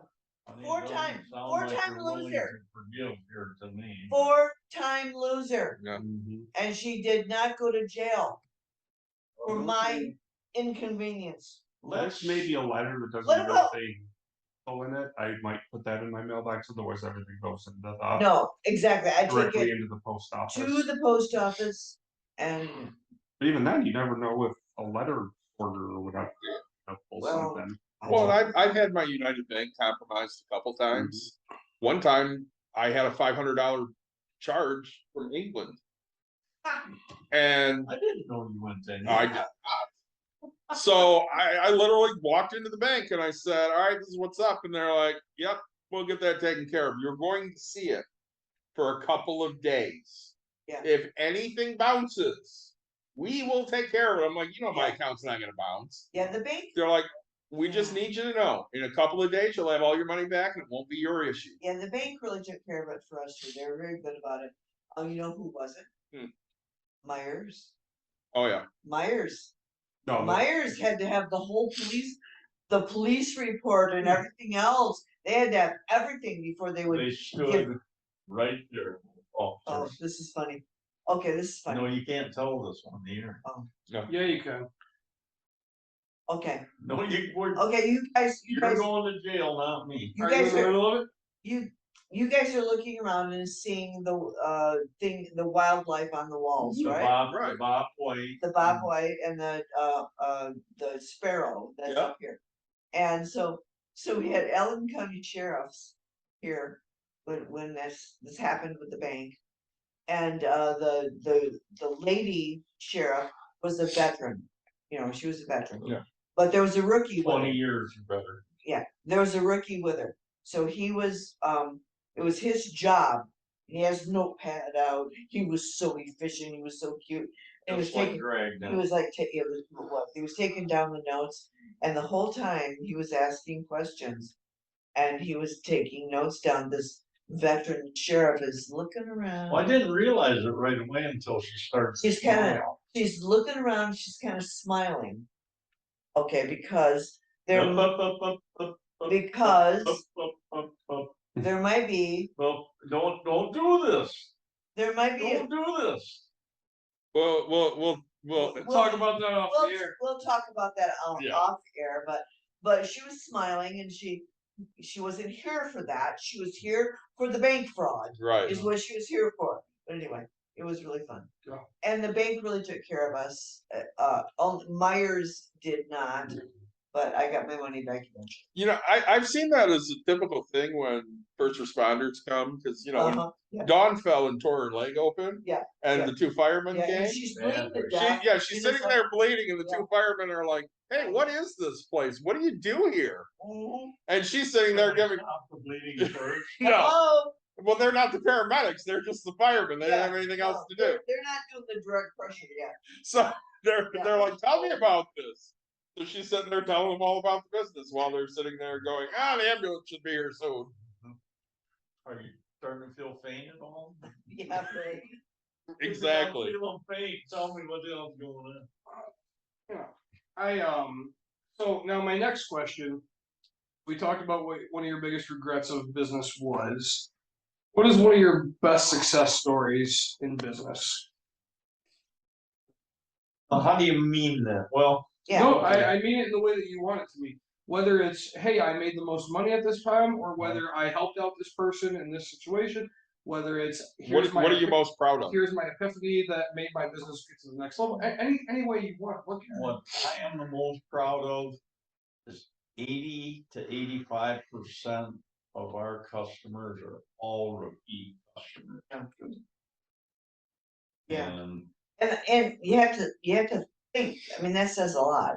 If someone recommends you or hires you again, that means a lot.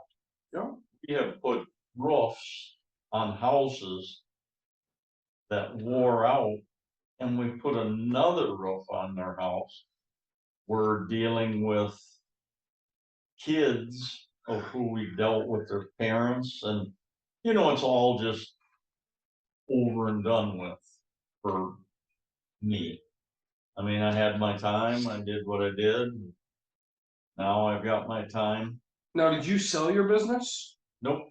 Our son has it. Okay, Yep. Yeah. so you just gave it away scot-free. No No questions asked. Not No, exactly. we talked about your subs and all that, so. He earned He this earned it the hard. business. He earned it the hard way, then one some. nail at a time. Yeah.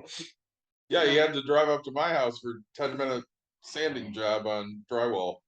Well, I would have done that, but I was busy. I know. I think you and I were doing something. Probably. So we're leaving the regional finals. Yep. Okay, and my wife has always said, Steve is just the biggest bullshit flirt there is. I'm Yeah. like, yeah, he definitely is. So we're walking behind our JV coach, who's Caitlin's age, Steve. David, I don't know how you do it. You're always coaching with these young, pretty girls. I just don't know how you do it. She turns around, she's like, well, thank you. We get to the bar.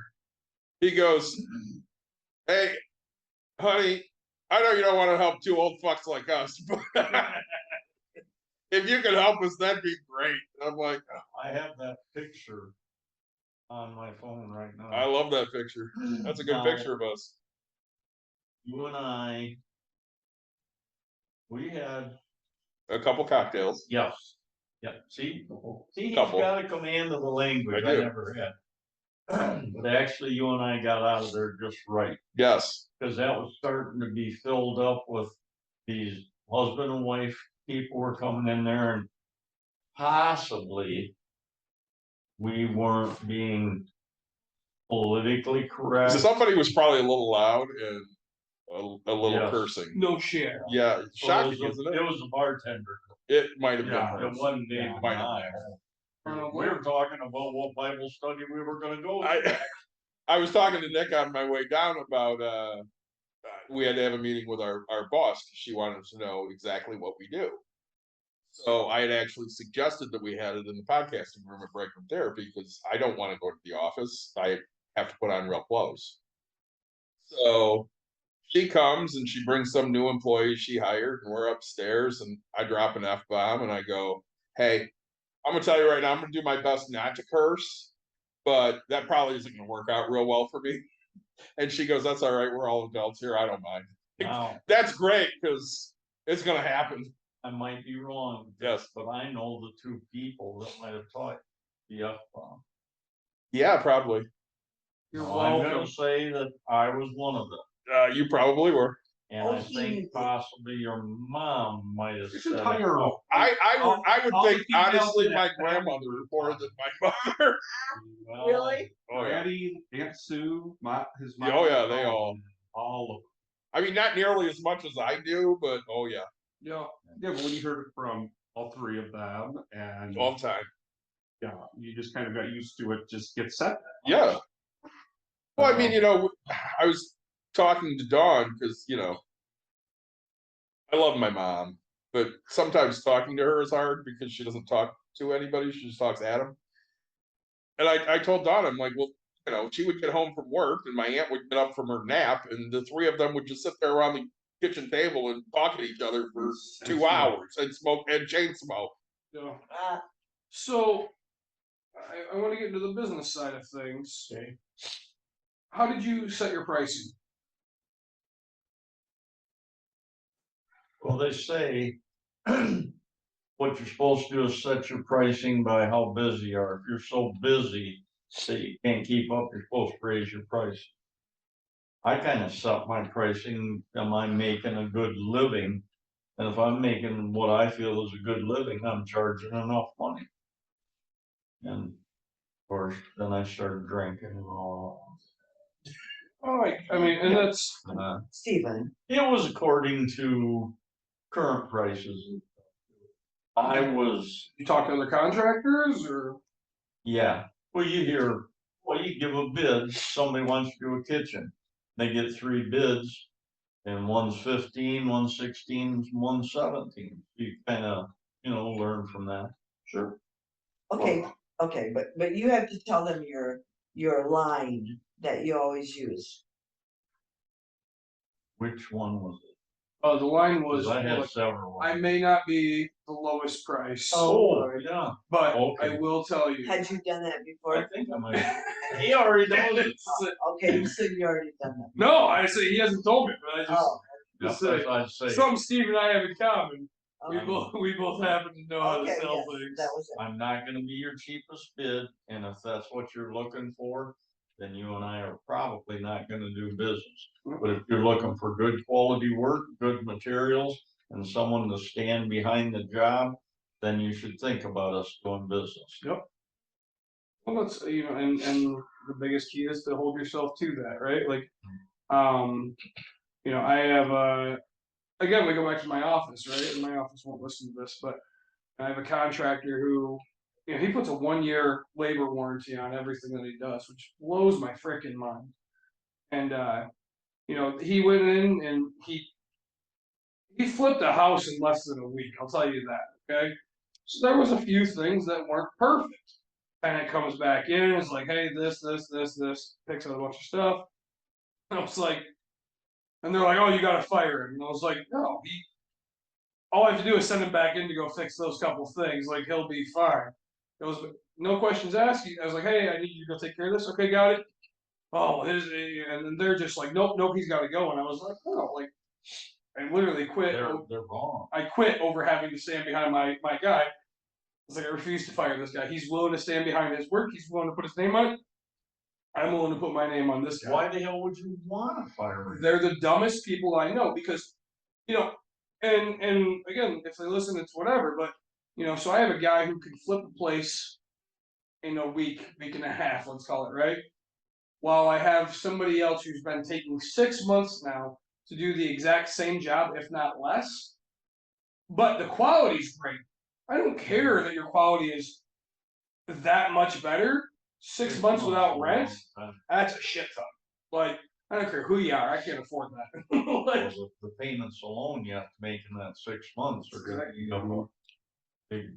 But getting back to standing behind work, Yep. I made a mistake. I stood behind my work. Every time. Good job. 20 years on the road, 100%. we made a mistake. Well, that's good. Luckily, we didn't have that many. I mean, once in a while, you're gonna have this thing, right? First, Like, after 20 years, when they call and say, maybe their roof isn't quite that, okay? And believe me, we've had customers do that, Hey, it's that after 20 20-year warranty years, single. This. all you get out of your roof, we're not giving you Yeah. anymore. Yep. I did a But lot. there are people who have done A lot of roofing. Sure. I used to know how, I'm gonna say I probably did. I don't know, at least 10,000, 15,000 Wow. square. Boy, you gotta remember, this is 50 years. I'm gonna say, that's not, I mean, that's in actually our pretty low. community, That's I bet pretty low. you've done 25% of the roofs in our community. Well, I would say unfortunate the fact that I can drive down the street in Plainville that I did not work on. Are you the dad that does that? Am I the He one? does, he is Yeah. the one who points out when we're driving by, I did oh that. yes, I not just worked the in that. dad, I did that. the husband, Yep. who points out the houses that he's worked on. Oh, I that's like me. to point them out to Lizzie. And you do that to me too. I do this to my daughter. I manage that. Yeah. I did repairs on that. I flipped that. I own that one. I did that. I've been in that house, and she's like, "I don't care, Dad." And I was like, "You will someday." Yep. Say, Yep. you will someday, because someday you're gonna look back and go, "Man, my dad has touched 90% of Grand Rapids, right?" Like, in See, one way or another. And you were talking about earlier about how, someone who flips it in weeks or whatever it is, Yeah. they flip it in. Our business was so much different than that. Yeah. We couldn't do that. We had to, with the jobs that we did, had to, Well, we because we specialize. live, first of all, because we live here. So anything that was done had to be done forever, not forever, but for many, many years to come, because we lived here. What? We lived in the community, and it had to, we couldn't.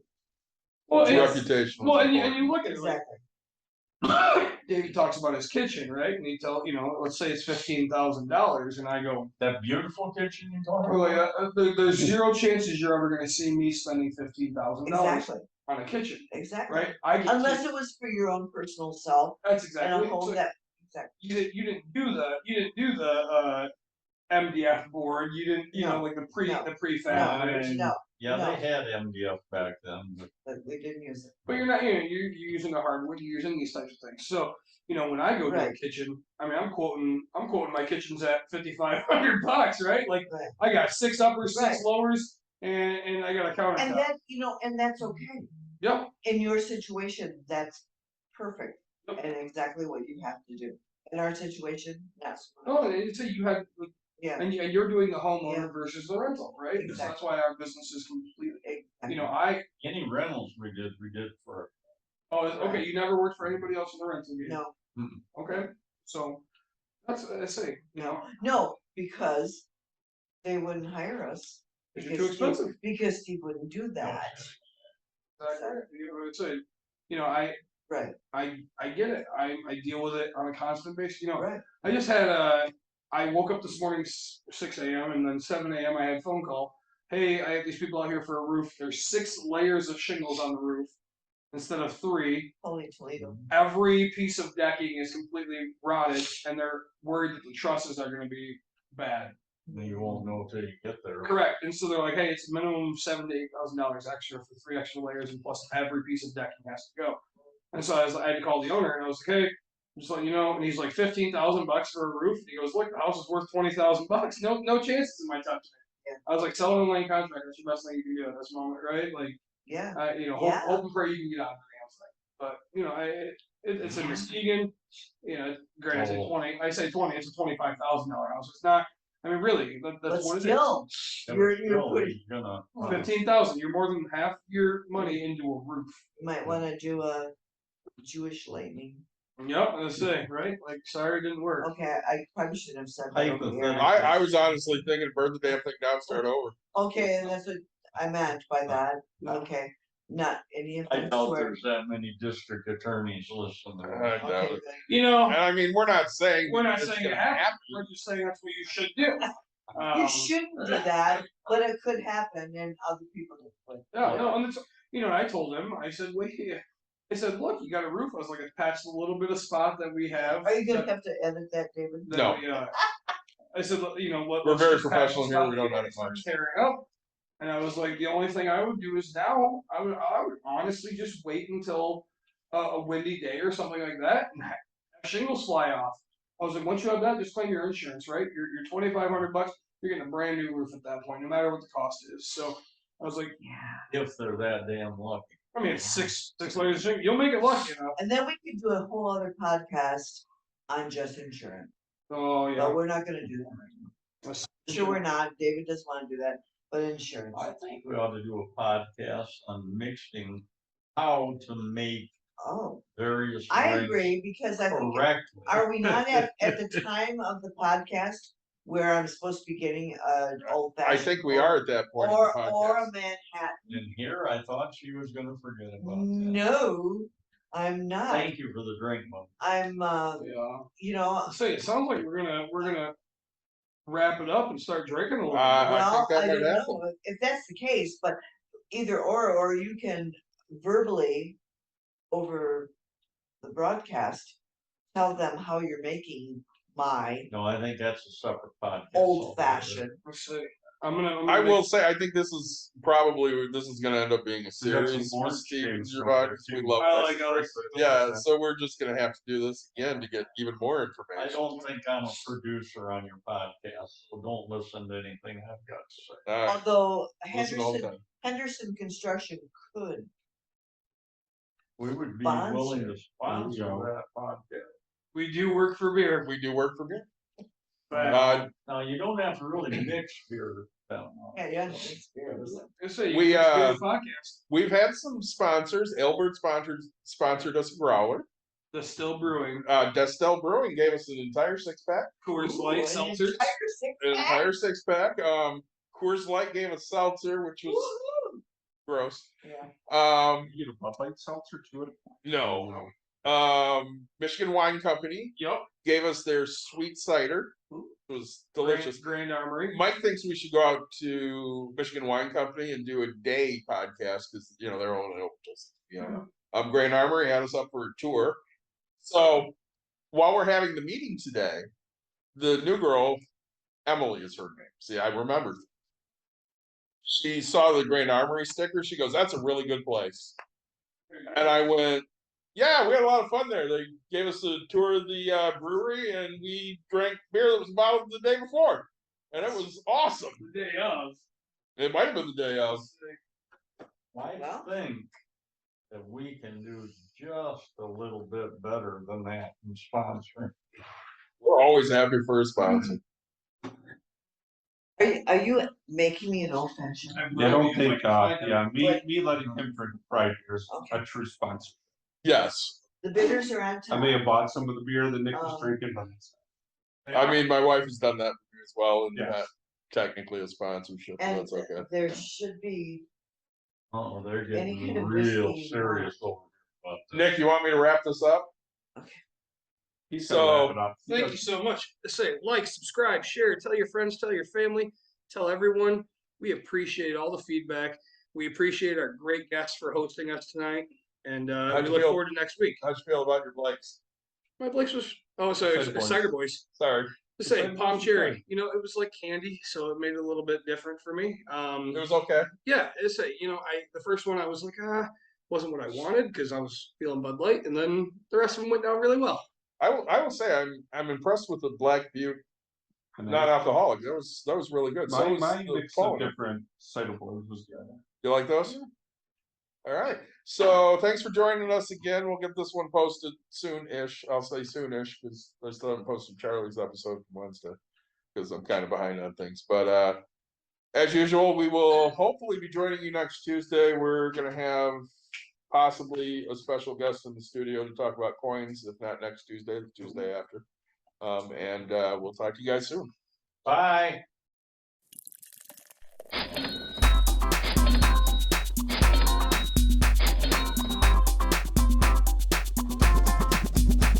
You've dialed in. To Bucks and Brews, you might hear something You can use. like tips on your cash or tips on the suds. You're gonna want to The use. smarts of these Because stuff. they know the And brews. they know the Bucks, and they know they can't help the stubborn fucks. So listen up, because shit's not funny. Save yourself some Beer money. Bucks. and brews. Bucks and Bucks brews. and brews. Bucks and brews.